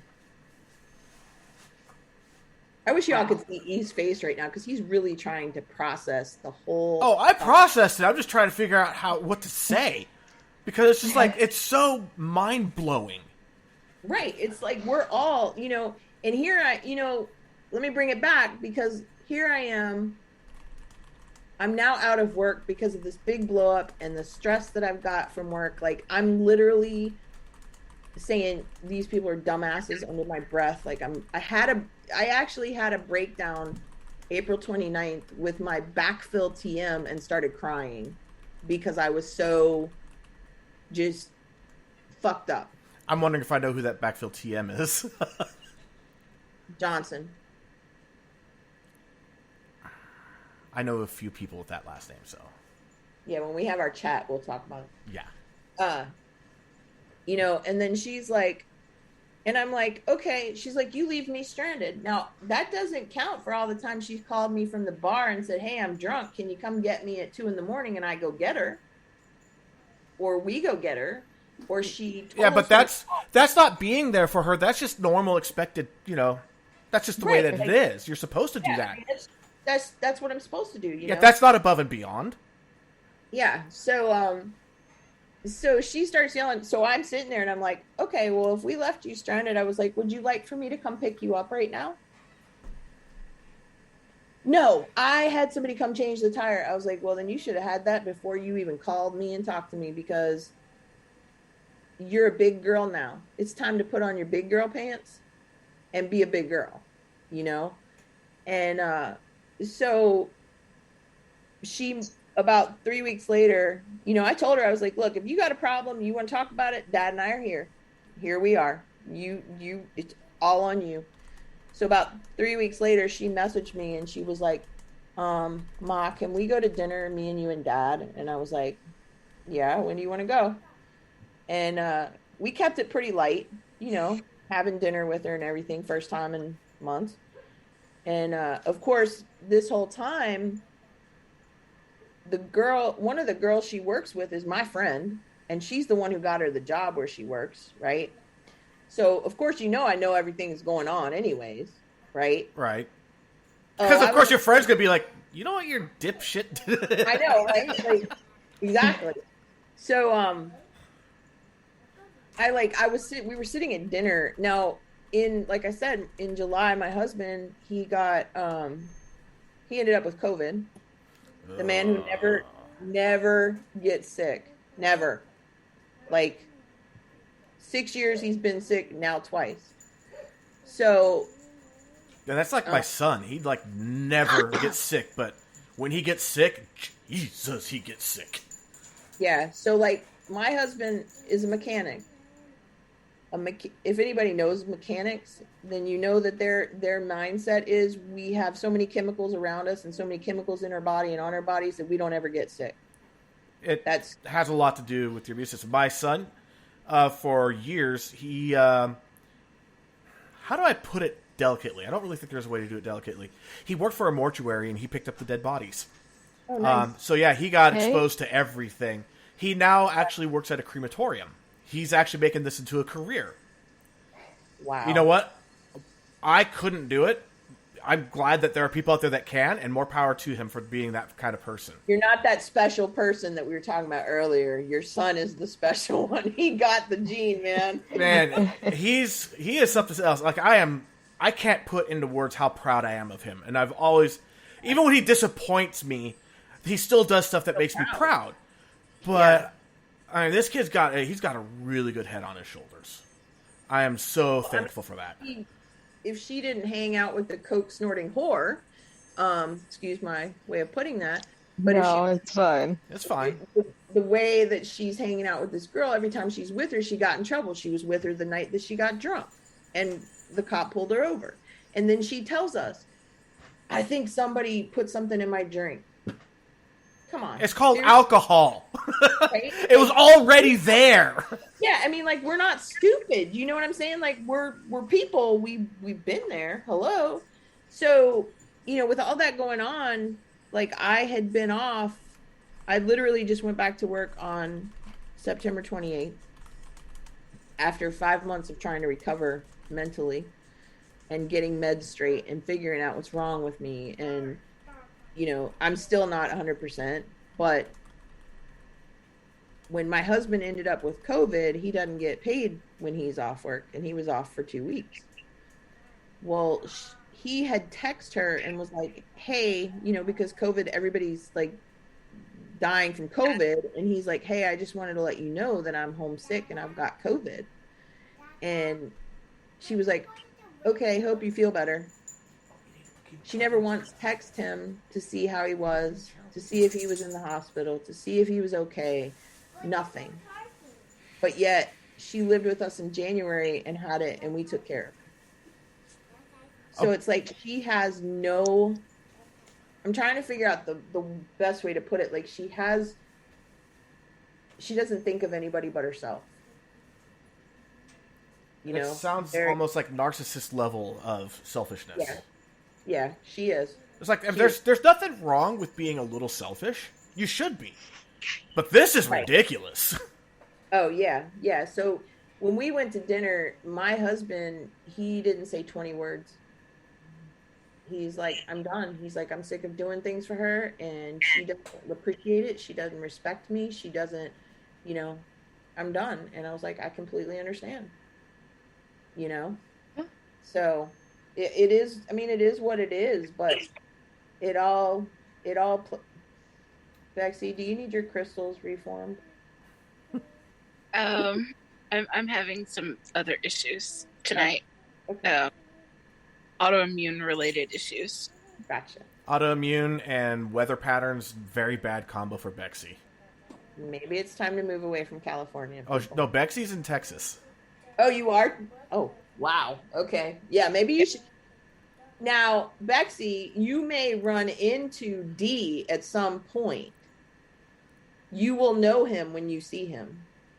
Okay. I think that if Bexy should move to Arizona, it's a lot sunnier for a lot longer with way less weather patterns. 300 sunny days a year. That's a good idea. I No, live there. thank you. Or It'd be even good for you, Bex. yeah, even San Diego's 300 sunny days a year. And it's San Diego, which is freaking amazing. But I had a customer tell me that San Diego is the fountain of youth. I lived in San Diego for years. It could be. It's amazing. I love San Diego. He was 80. He said that was the secret, living in San Diego. Oh, that's mild weather. I mean, when it rains, it freaking, oh my God, it rains. It's like, there are parts of San Diego where it's as sunny as Phoenix, but as wet as Seattle. Yeah. So, yeah. You people in California. Wait, see, where are you? California. Also California. California too? All right, well, I'm going to include you in this. You people in California, I don't even know how you people afford to live there. Like, I'm not in the Bay Area. That's the really... In LA. You go rural, it gets a lot cheaper. Is that it? 'Cause I would go crazy if I had to pay, like, the rent. Like, my hometown in California is only 3,500 people. I didn't have Baskin Robbins until I was 18. And the houses in that area are affordable, almost like Midwest prices. It's because it's so freaking rural. I lived in the middle of a giant forest. I would have to move. Like, I would have to move. Are there bears there? Like, Lots. I would have to move there. Okay, we'll see. I'm moving there because there's bears. Yeah, there's porcupine, fox, bears, coyotes. Now there's wolves again. Coyotes. I'm done. I ain't, no. Mm-mm. I don't have a problem with coyotes. I have a problem with the mountain lions because I was hunted by one in my own backyard. Well, I mean, we have those here, too. No, the reason I said no coyotes is because now we're out in the country, and we have about 3 or 4 packs. And the last 2 weeks or so, they've been getting really close to our house. Yeah. Coyotes are a menace. Well, you know the sound that they make? Oh, Okay, yeah. I'm going to pluralize that. The sounds that they make. Out of all of the animals in the dog family, the coyote has the most complex language of all. Actually, it is up there with dolphins, with how complex their language is. It ain't that damn complex when that damn thing's screaming from the field 2 houses down, and I'm ready to hit the 12 gauge. But the crazy thing is that even like 3 coyotes can make it sound like there's a dozen. They're so good at that, how they can make their sounds change and seem like they're everywhere. It's funny you said that because, like, we're the crazy people with the guns in the well, everybody's got guns out here in the country in North Carolina, but we're the crazy people that we go look for the coyotes to shoot them because we have 14 dogs, and if one of them came in our fence, we'd have a problem. It would be a bloody mess, literally. Yeah, like we have, like I said, we have guns. We'll put it that way. Us. Hey, like I said, I grew up in the sticks. Like, again, Baskin Robbins, first time when I was 18. How long has Baskin Robbins been around? That is how isolated my town was. You poor thing. Oh, I loved it though. You know what? I got to experience all the things that everybody else got to experience later in life, so I could appreciate it more. Well, that's true. That is very true. Very true. Very true. So that is my story. I didn't even get into the narcissistic sister. Wow. Maybe we'll save that for another day. I'm anti-narcissistic, by the way. Yeah. I know I have narcissistic traits, but because I am aware of it, I'm able to try to manage it and put it aside. For a while there, I didn't know. There's traits, and then I have never grown up from high school. I still live in high school and act like I'm in high school at 60. Hey! Sounds like the entirety of the company we used to work. 56, yeah. Let's just say I have, and her own mother, my mom, has not spoken to her since 2015. Wow. My mom has nothing to say to her. Wow. And yeah, that when you start blowing up relationships that close, that was very likely malignant narcissistic personality disorder. The malignant part is very important to put in there, because you can be a narcissist and still, function and have friends and all that. When you're malignant, that's a problem. I'm trying to figure out why the friends are friends with her. What are you talking about? Like, I know her friends, and I still wonder why they talk to her. She like, me and her have been, since the day I was born, she's been jealous of me for whatever reason. And I'm not saying that because I'm self-centered and I'm egotistical. I'm saying that because anybody in my family would tell you that she has been jealous of me for 49 years. And she was like jealous of my grandma, jealous of my mom's friends, like just stupid shit. Like, she caused my mom and my aunt not to talk for several years because of her mouth. And my aunt died of cancer. So my mom, like, they became friends again. Like, I don't think they were ever as close as they were growing up because of my sister. And but she's as we say here in North Carolina, the hurricane has blown into town recently, and we're all undercover. She's literally in town right now, because she doesn't live here. And we're all like, don't come to my house. I have a gun. Don't come to my house. So. Wow. Yeah, actually, my hometown, I guess the closest you could say would be that the blizzard came. See, yes. I get that. And a lot of people go, wait, you lived in California and you had blizzards? Yes. Oh, yeah. California has mountains. It does. I mean, I know it's snow. Yeah, well, it's like, people don't seem to remember that back in, was it 1980, I think it was? The Winter Games were in Lake Tahoe, California. Hello. Yeah. Hello. We have world-class skiing, world-class surfing, and you can do both in the same day. Be jealous. Right. See, that's what I love about the state. The state's just the environments, the ecosystem here, it's so diverse. It is so amazing.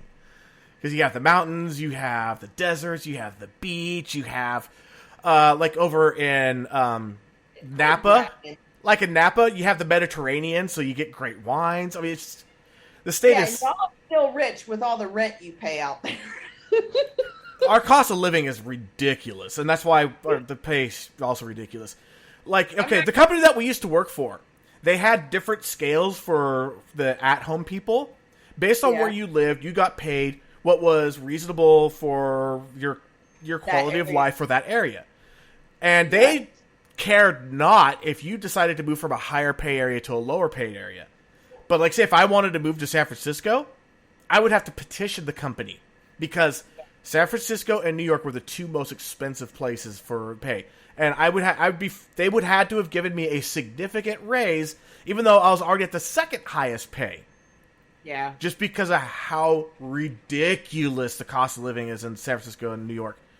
You can make 6 figures a year and still have to rent in those places. Oh, I know. Trust me. Do you remember, and I'm not going to say a last name, but he's in California. Austin. Oh, God. He usually comes on the show with us.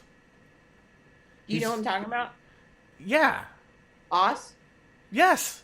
He's actually, normally, he's been a regular listener recently. I don't know why he's not here tonight.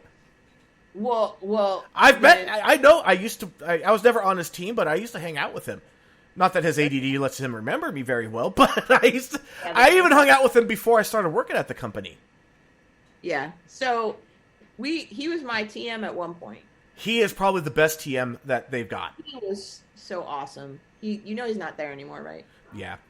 He's like long gone. Yeah. So. Well, let's just say, how can I put it so I know you know who I'm talking about. I'll just drop just the last name, Black.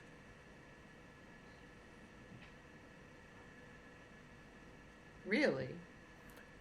That, yeah, did he circled the wagons around her and helped her a ton. Yeah, I know. Yeah. Really? So when we have that conversation? Yeah.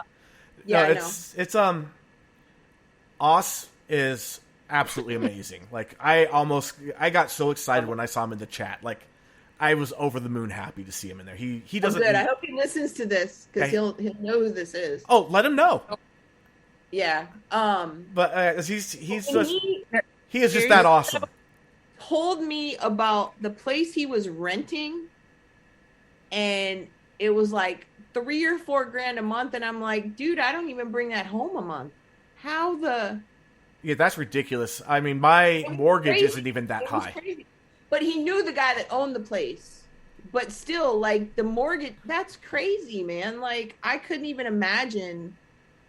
Like, I have a heart failure when I pay our mortgage now. It's like $1,000 a month, and we own 4 acres of land. You know what I mean? Like, I'm on a 1/4 acre, on a house that was built in 1960, so I know all the fun stuff of older homes. And we pay $1,700 a month for our mortgage. You see what I'm saying? Like, I have the top floor is $1,362, the bottom is $1,300. See, my house is technically $1,350, but it's had 2 additions that were unpermitted, so it's closer to $2,000.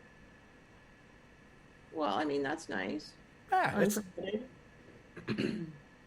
nice. But it just kills me how expensive it is out there. Oh my God, it just, like, look, man, have you seen our gas prices lately? No, I'm afraid. Oof. Oh, okay, so wait, they're like 5 or 6, aren't they? No, thank God, not that high yet. But in some areas, maybe in like Laguna, or not Laguna, but Malibu, they have really expensive gas. Ours is $2.99 for unleaded, 87. I happen to live a block away from the cheapest, and it's a 76, so it's good gas. It's not crap gas, but it's the cheapest gas in the entire county, and it's if you do cash, it's $4.19.9 a gallon. If you do credit, it's $4.29.9 a gallon. But the average is $4.49 a gallon in this area. I couldn't even imagine filling, because I have a Yukon. Even imagine putting gas in that beast. You would start putting the gas in there and just slowly feel your heart slowing down to stopping. Like, it kills me when I fill it up now and it's like $50. I'm like, oh my God. I could spend $50 on my little sedan. And it's a Kia Optima. You do realize this is a Yukon, right? And it's oh wait, no, it gets better. My husband's a mechanic, so it's got a 5.7 in it, and my husband has modified it. So let's just say I had a turbo Bentley come up off the ramp the other day and fly past me, and I was like, oh really? Bye.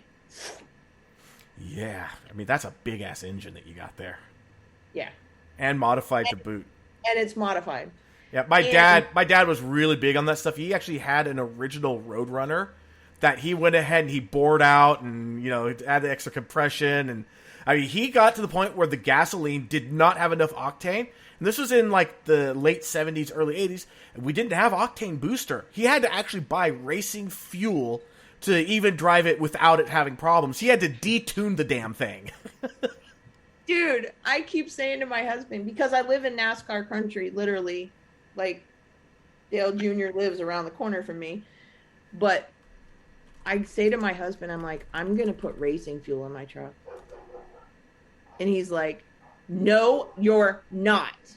And I'm like, yes, I am. They have racing fuel at the gas stations. At some of the gas stations, they have racing fuel. And I'm like, yes, I am. He's like, no, you're not. No, you're not. No, you're not. I'm like, actually, you're no fun. Where I'm at, we actually have Sears Point, not too far from us, which is now Infineon Speedway. And we have a number of drag strips. Like, the racing scene here actually is pretty strong. You wouldn't really think of that for California. But, like, Sacramento area has a good racing scene. San Diego, like the El Cajon area, has an amazing short track there. Yeah. And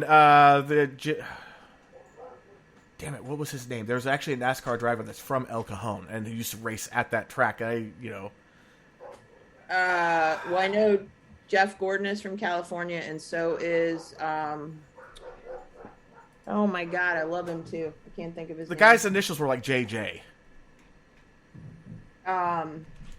Hold on. Well, Jimmy Johnson. That's I think the one. He's from California. Yeah, he's one from El Cajon. Yeah, but there's another one. Damn, what the hell is his name? I cannot. Now it's gonna drive me nuts. I'm gonna have to go Google that. Yeah, it's like a lot of people don't realize that there is a big racing scene. California's so big. Yeah, there is. I like I said, I was into that until I moved here, and then I was like, it's not the same anymore. So.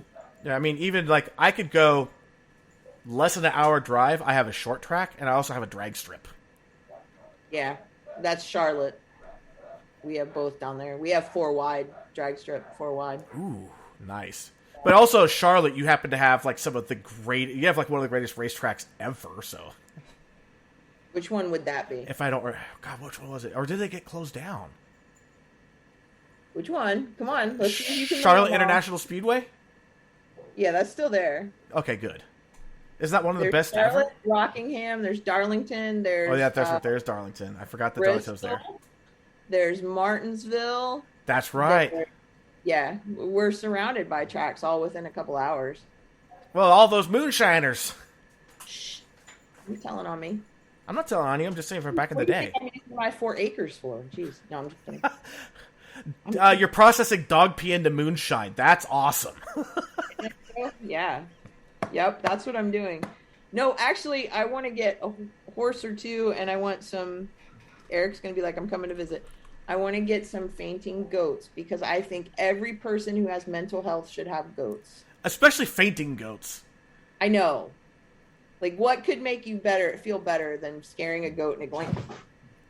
And it being totally fine. It's like, they even do that just to be happy, or just because you're about to feed them. They get so excited, they... No. I know. I think it should be a vote. And then Kat said... I think C and Bexy are like, will you two shut up and just have that conversation by yourselves later? I think they'd want to hear the conversation, to be honest. Yeah, that's true. That's true. So Kat... You guys are going to hear some conversation. Yeah, so Kat said, I remember years ago when gas got up to nearly $5 a gallon, I was putting $100 in and not getting a full tank. And that was my 2007 Pilot. Yeah. Yep. My wife, she had a 2000 Mitsubishi Eclipse. Had a much bigger gas tank than you would have thought. And I was like, one time, I was like, yeah, you know what, we're going to take a trip. This is back when we had dated, then we stopped dating, and then we were just hanging out as friends. I was like, yeah, I'll go ahead and fill up your gas tank. She's like, are you sure? I'm like, yeah, I got this. Oh my God, that hurt so bad. Yep. My nephew, he used to race Eclipses. The Eclipse, oh man! And the thing is, it's like you actually wanted the lower end Eclipse because it was easier to modify. Yeah, he still has his. But here's the part that made me cry. she can't drive stick shift. So she had a sports car that was an automatic, and I was like, that is such a crime. It is. That's really bad. I don't have a stick shift right now because she can't drive stick, and I love driving stick. Yeah. I can't have a car, though. You know why? Road rage? Huh? Road rage? Well, that could be part of it, but I have this thing, you know how it's like EMTs and firefighters, they like have this thing in their brain that tells them to do stuff without thinking about it. Like, I have this thing about speeding. I've had 2 or 3 reckless driving tickets in my life. Ooh, those are not cheap. One of them was 95 and a 55. Ooh! The what's really interesting about that was I was like in Virginia, there's 95 and it goes off to 64, which goes out towards Virginia Beach. And it's kind of an area where there's a hot spot for cops to just sit there. And the exit ramp, I came off that exit ramp at 110 an hour. And, yeah. And he didn't even catch me.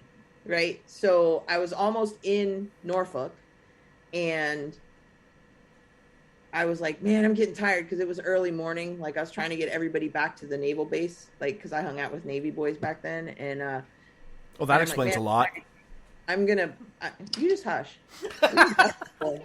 You saw me duck out of the way. Navy. My husband was Navy, man. So well, you know what they say about the Navy when it comes to the submarines, right? Yeah, I don't want to know. He wasn't on one, so. Okay. Well, they said that 100 men go down, 50 couples come up. And I had two friends that were nuclear propulsion in the Navy that were in submarines. So they told me that joke, and I was dying. Yeah. So the funny thing about my husband's Navy career is he was on the USS Enterprise. Oh, that is awesome. Okay, just as a Trekkie, that's awesome. Yeah. He was on the USS Enterprise. It was a aircraft carrier, so it was like huge. I mean, when people say, you know, I had, because I lived in San Diego, the USS Nimitz is retired there. It's now a museum. Oh, it really? is, yeah. So you go there and you can walk the entire aircraft carrier for the most part, and the Nimitz is a beast. Yeah, like people don't realize how many people an aircraft carrier carries. It carries enough people. It is literally a floating city worth of people. It is literally 5,500 to 6,000 people. Yeah, that's bigger than my hometown. Yeah, my hometown is 3,500. Not enough people to man an aircraft carrier. It's crazy. It's absolutely crazy. It's like we had enough people where we could probably skeleton crew, but that's pushing it. Yeah, good luck with that one. But yeah, 110, and then the cop pulled me over as I was getting off the exit ramp, and he was like, do you know you were doing 95 and a 55? And I was like, to be honest with you, I was pulling over to let somebody else drive because I was tired. And he's like, well, here's your reckless driving ticket. It's like, thanks. Yeah, you see, that's why I can't have a motorcycle. In a car, I could control myself. I used to ride I can control myself on a motorcycle. I can't control myself in a car because there's a steel cage around you. Like, I'm crazy like that. Yeah, I'm backwards. Because I used to ride my BMX bike. Okay, a BMX dirt bike with steel mag wheels.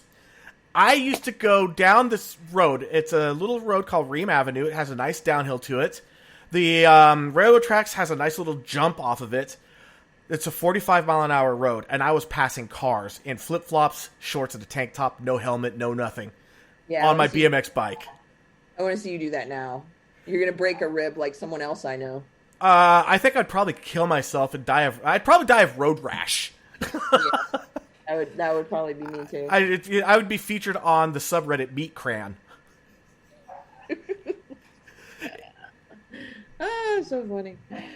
Which I am permanently banned from now. Oh. Out of all places, I'm permanently banned from Reddit. Are you serious? I'm serious. How the hell do you get banned from Reddit? Oh, it's a lot easier now than it was just 5 years ago. Or even 10 years ago. Like, the shit I see on there, man, and I'm like, how the hell did you get banned from Reddit? Like, never mind, I know you. Never mind, I know you. Let me just put it this way. The admins have become a lot more like Twitter than ever before. So it's a lot easier than you would think. Oh, that's so funny. Oh, yeah, and I have been out of Facebook jail for just under 24 hours. Proud of you. It will be 24 hours in about 25 minutes. It will be 24 hours that I've been out. And I've even posted my first post. I am now eligible for another 30 days of Facebook jail. Speed running.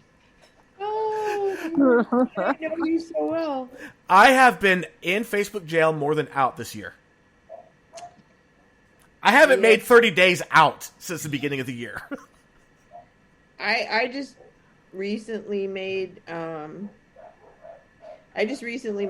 that we used to work with mad because I posted something and then they felt the need that they were going to attack it. Yeah. My cousin called him a snowflake. Ooh. Yeah, I lost some friends over the election results. Even though I voted third party. Oh, yeah. Trust me. And I don't understand. They're like, you're a snowflake! And they blocked me. Really? So here's what I have a hard time. This is mental for me, right? So I have a very hard time trying to understand how you can be friends on so many levels and good friends. You can have differences, but when it comes to something political or something religious, man, they drop you like a fly. And it's like, dude, you were never my friend to begin with. Yeah. It just, like, it's literally a mental thing for me because I get so mad like you do because I know how you are. And, like, it's like, can you please, somebody needs to process this for me. Somebody tell me why we can't be friends because we have different opinions. Exactly. That makes no sense to me. No, it doesn't. Like, I literally sit in counseling sessions for an hour, like, when somebody pisses me off with that. And I'm like, why the hell can't people just be normal? Like why can't you just be, like, we're friends? Like, some of my closest friends, we have a agreement to never talk about politics because we are so opposed. Right. But we have so much more in common. Right. But, like, when I post something, like, I don't ever post political crap, right? And it was kind of funny to me, so I was like, let me just post this. And I was like, somebody came back and was like, it was, okay, I'll be honest, it was about impeaching Biden, right? It was just kind of funny to me, so I posted it. And somebody I know had said, well, just impeach the motherfucker then. And then somebody that we know had to go in and they had to open their mouth and talk about how all these great things that Biden was doing and this and that and everything else. And it was like they were attacking the person that, you know, like my niece's grandmother basically is what they were doing, you know. And I got on there and I'm like, okay, look, this is my page. I can post what I want to post. You don't need to attack and you don't need to defend anything anybody else says. Just go about your damn business. Like, I'll have to send it to you because you're going to laugh when you see who it is. All right. So I'm wondering if it's the same person that screamed that I was a snowflake and blocked me. And I was like, I thought you were actually a cool person. Okay, now I know that you're... No, I don't think it is. You just said cool person. I don't think they're really a cool... Like, there's somebody you and I would be combative with. Oh, okay. Like, we would be friends, but we would still have that tip off. You know what I'm saying? Yeah. I'll send it to you so you can see who it is so you can, like, be like, what?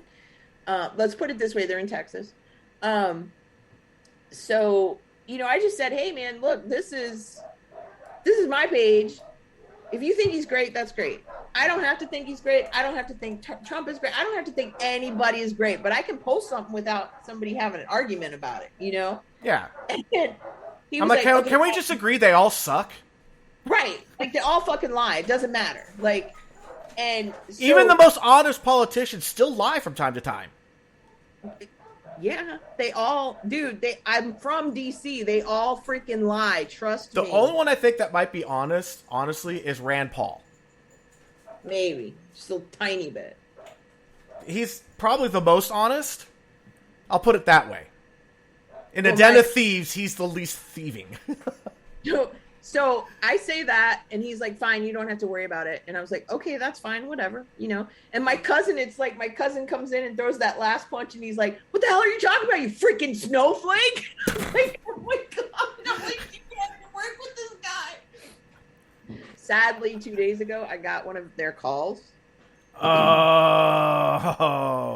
And the people, like, they're very informative. They know a lot. This person knows a lot, right? Maybe too much. And enough to be dangerous. Yeah, enough to be enough to be dangerous, but enough to be arrogant about it. And that is such a bad combination. Yeah, you when I show you it, you're gonna know exactly what I'm talking about. So, you know, and my cousin, he's like throwing in that last punch. He's like, "You're fucking snowflake." So then I get his call, and I'm like, man. Do I DM him and say, hey, man, do you want this call back? Because, you know, I'm senior now, right? So, yeah. I'm like, do you want this call? And then the lady's like, no, I really don't want to talk to that person. Oh, God. Like, yeah. You see, I understand why. Like, so do you know why? Do you know why I never went senior advisor? Because of the number of times I had to... I'm just going to put down the number... And I'm sure you're going to understand the whole thing of it. 25. That particular thing is the exact reason why I went, oh, hell no.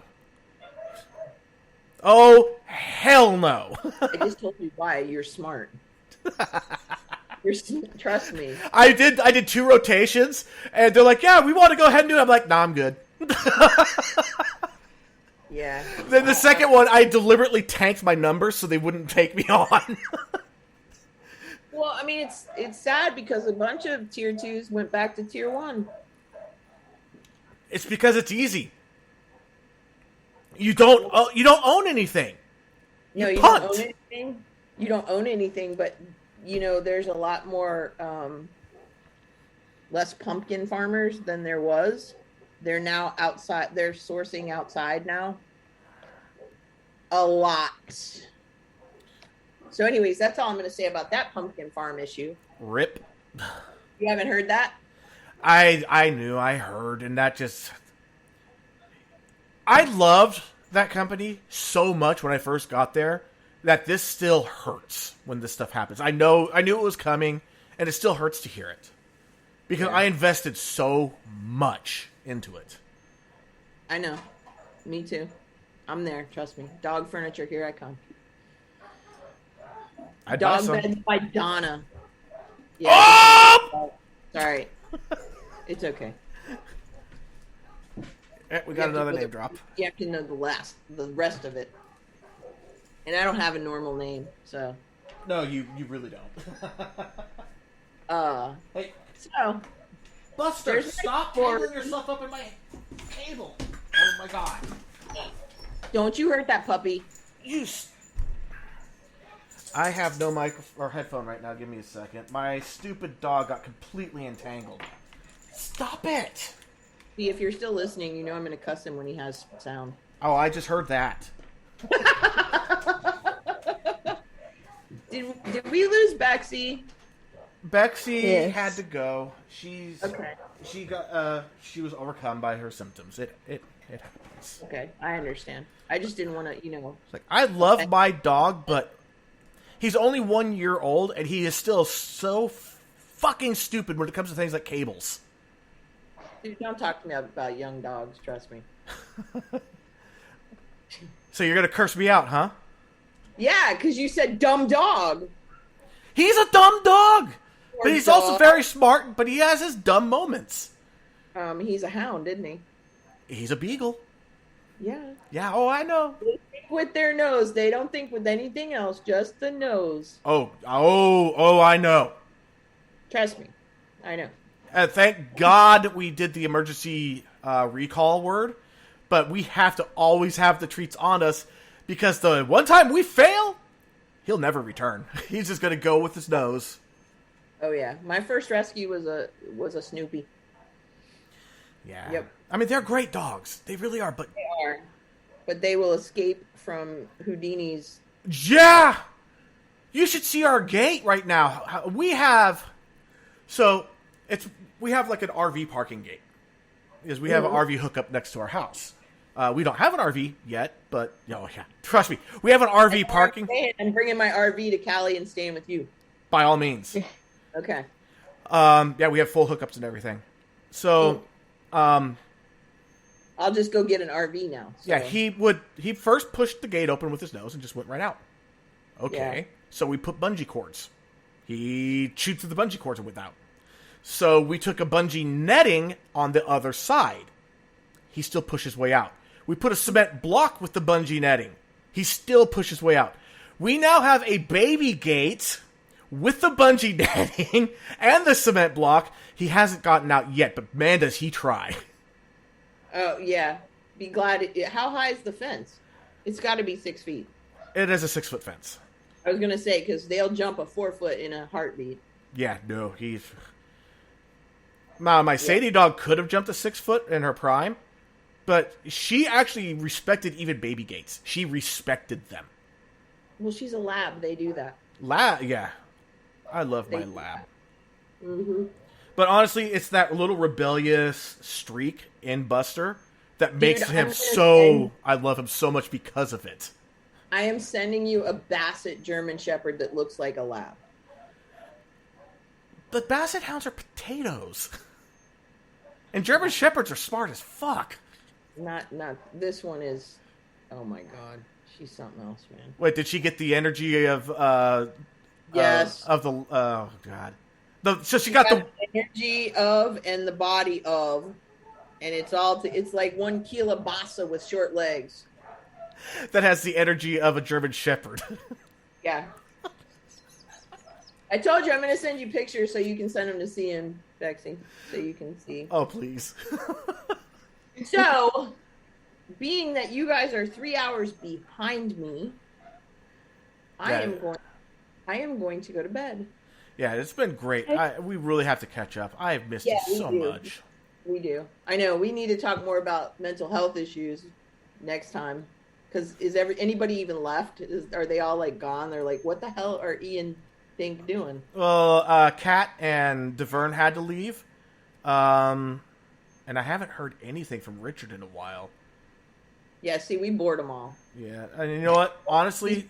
We're getting to the point where we're probably going to start having an uptick on listeners because winter is coming and people are going to be indoors. It's just that people right now are getting their last hurrahs out, so our listenership's a little bit down. Our downloads are still pretty good, just the live listenership's kind of down. Yeah. But it happened this time last year too, so. It's okay. It's 11:20 here. Yeah. And hey, bring him here real quick. Come here, dude. Hey, come here. I want to show you something. Is this the sausage? No, this is the piece. Come here, buddy. Come here. Hey, Goober. Do you even know I'm over here? Come here. Here you go. See. Enough. Aww. Oh, what are you doing? Doggo. So you probably heard my dog yelp. Yes, that's why I said I was going to cuss him. It wasn't me. It was the cord wrapped around his and tightened. Oh, ouch. Yeah, I felt really bad for him there. I don't God. hurt my dogs. God, no. I love my dogs. But he got so tangled up.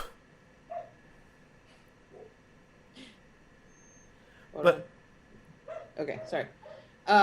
So I try to listen, and 9 o'clock, I am pushing for because of, let me bring this back to our conversation, because of my anxiety and my depression and my ADHD and everything else, I'm pushing for an accommodation to have a schedule Monday through Friday, 9 to 6 East Coast time, because it keeps me on a constant schedule, which is good for anxiety.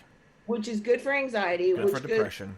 Depression, ADHD. It's good for all of that. And it's the same schedule as my husband. So there's less anxiety of what's going on. And people don't seem to understand how important routine is for someone with ADHD. They don't. It is ridiculously needed. that consistency. And of course, we're keeping you up really late, and sleep hygiene's another biggie, especially for ADHD. That was a big part of my breakdown in April. I wasn't sleeping. Like, I had insomnia. I would fall asleep, and then the doctor put me on Ambien. Oh, dude, yay! That's the fun stuff. I was waking up in the middle of the night and just sitting there, like, it wasn't sleeping. Then Ambien was my it erased all my inhibitions. Let's just say I did things that I normally would not do, because when I was on Ambien, everything sounded fun, no matter how stupid it was. Yeah. Well, like, I'm not one for pills to begin with, despite how many I have to take, like, because of my health issues. But, like, I was taking it, and then I was up at, like, 3 in the morning, and I'm like, fuck am I doing at 3 in the morning? What am I going to do? Sit here? Yeah, and I finally fought. Like, I tried all kinds of shit. So let me just tell you this. If anybody has sleep issues and they want to try something that's natural, that worked for me, let me know. Don't laugh. It wasn't No. Someone just sent me a meme that I'm dying. It says, when someone says expect the unexpected, slap them in the face and say, you didn't expect that, did you? You gotta send that to me. Right? I'm sorry. It just happened to pop up right at that time. You're all getting serious. And I'm like, don't laugh. Don't laugh. Don't laugh. It's okay. It's me, dude. No, but, like, if you ever know anybody that's got, like, stuff going on and they can't sleep and it's because of that stuff, I went completely natural. I quit taking Ambien. I tried everything, like, and then I was fine. Like, I take Ambien and then I'm wide awake, and then I would freaking turn around and take a Valium. Boo! Yeah, and it would knock me out. So I was doing all this stuff to try to sleep, and it wasn't working. And then I finally, like, talking to my counselor, because I try to stay holistic with the dog, she was like, well, why don't you try something like this? And I found this stuff, and it's flower essence. And, dude, I take 2 drops, and my mind shuts down, and I'm out. Dang. Yeah. Because I know that valerian root's another popular one. Yeah, I didn't try that one, but I tried every freaking thing else, man. And we use, actually, melatonin gummies here. Like, my kids, they are typically wired at night. Didn't work. Really? Didn't work. Yeah, it works really well for them, but melatonin really doesn't seem to work for me. I'm afraid of how much melatonin I'd have to take, but if I take melatonin and I do finally fall asleep, it is hard for me to wake up. It keeps me asleep, but it doesn't make me fall asleep. Yeah. Well, I mean, that was the thing, like, with all of my anxiety and everything going on, and I'm like, I came back and now I'm fighting with that company we were talking about that runs the other company that tells the company what to do, all that crazy stuff. Like, you know, they didn't even put in for my accommodations. And I'm like, now I'm stressing about that, but I'm still working 9 to 6, Monday through Friday. I'm sorry. I'm not going to ruin my sleep pattern because your company that you tell what to do doesn't do what you're supposed to do. Like, so, but yeah, we need to catch up. We do. See, you can be there too. Okay. Find out why you don't want to work for this company. Right. Now, the products that the company makes, they're good. I'm not going to say they're not. Yeah, they're good. They're good. Did you see the new ones? Not yet. I've been hearing about them, though. Oh, dude, you got to watch it. Beast. That's what I've been told. That's what I've been told. That we were told today we're not supposed to say bomb. Dude, they're fire. They're smoking hot. These things will they're going to burn everything down. Here's what I'm wondering. Like, you know, you're using these words and they're telling you what words to use and what not to wear. And I'm thinking, when did we become psychologists? Like, when did we have to really think about what we're saying in detail? Do you say incompatible or not compatible? Like, these are the things that they're making us think. And I'm like, dude, I don't have the power for all that.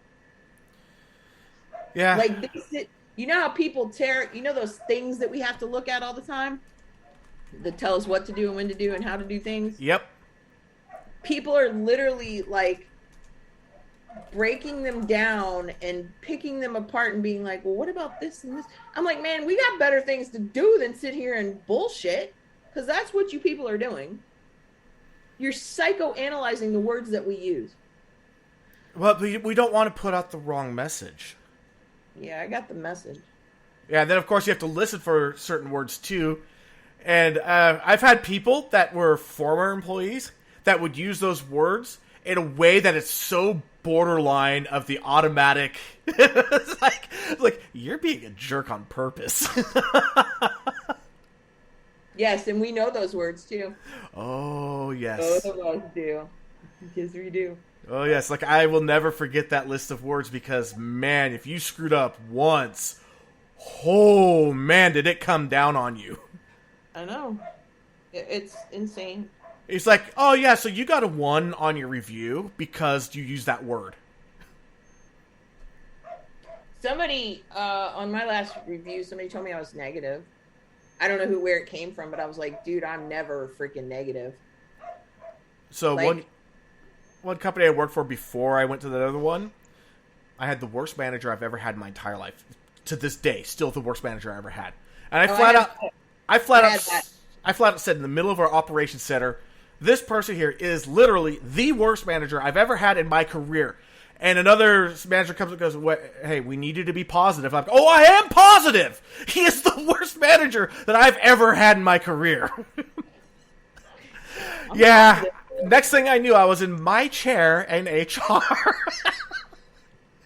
Now, I gotta say, I never got to go to HR with that company. But this company, yeah, I was there often. Yeah, well, I'm about to be that person, man. Trust me.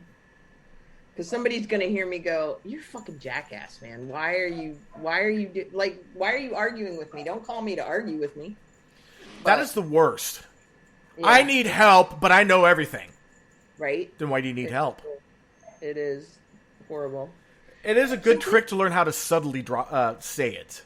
Yes, I know. I'm good at that too. So with that said, I'm going to take my old and tired, anxious butt to bed. Yeah, get some sleep.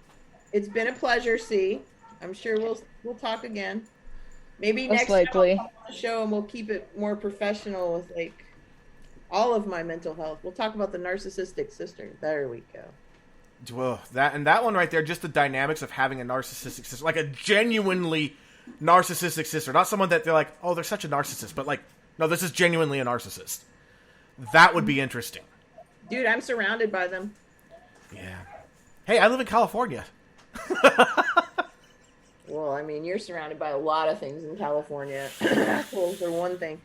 At least I'm not in San Francisco and surrounded by shit and needles. Well, that's true. So with that, I am leaving. I'm going to say goodnight, and you and I have to catch up. Definitely. Offline, obviously. Obviously. And I'll send you that one thing so you can see who I was talking about, because you're going to be like, I knew it. I knew who that was. And I have a few suspicions already. And like, there's one person I'm thinking of, like, if it's this person, I'm going to seriously have to question my entire life. No, you're gonna expect it when you see who it was. You'll know who it was. When you see it, you'll know. All right. So yeah, I'm going to bed now. All my dogs are out, and my husband has let them all out by himself. Aww. And I have to go snuggle with my big guy, the dog, not my husband. Okay. So good night, everyone. Good night. You. Thank you very much for coming on. And for you guys that are still listening, follow us on Spreaker if you want notifications when we go live. Otherwise, just go ahead and, give us a like, give us a follow, give us a thumbs up, whatever your platform is that you're using. Until next week, on behalf of Bexy, I am E. I'm C. And we'll catch you on the next episode.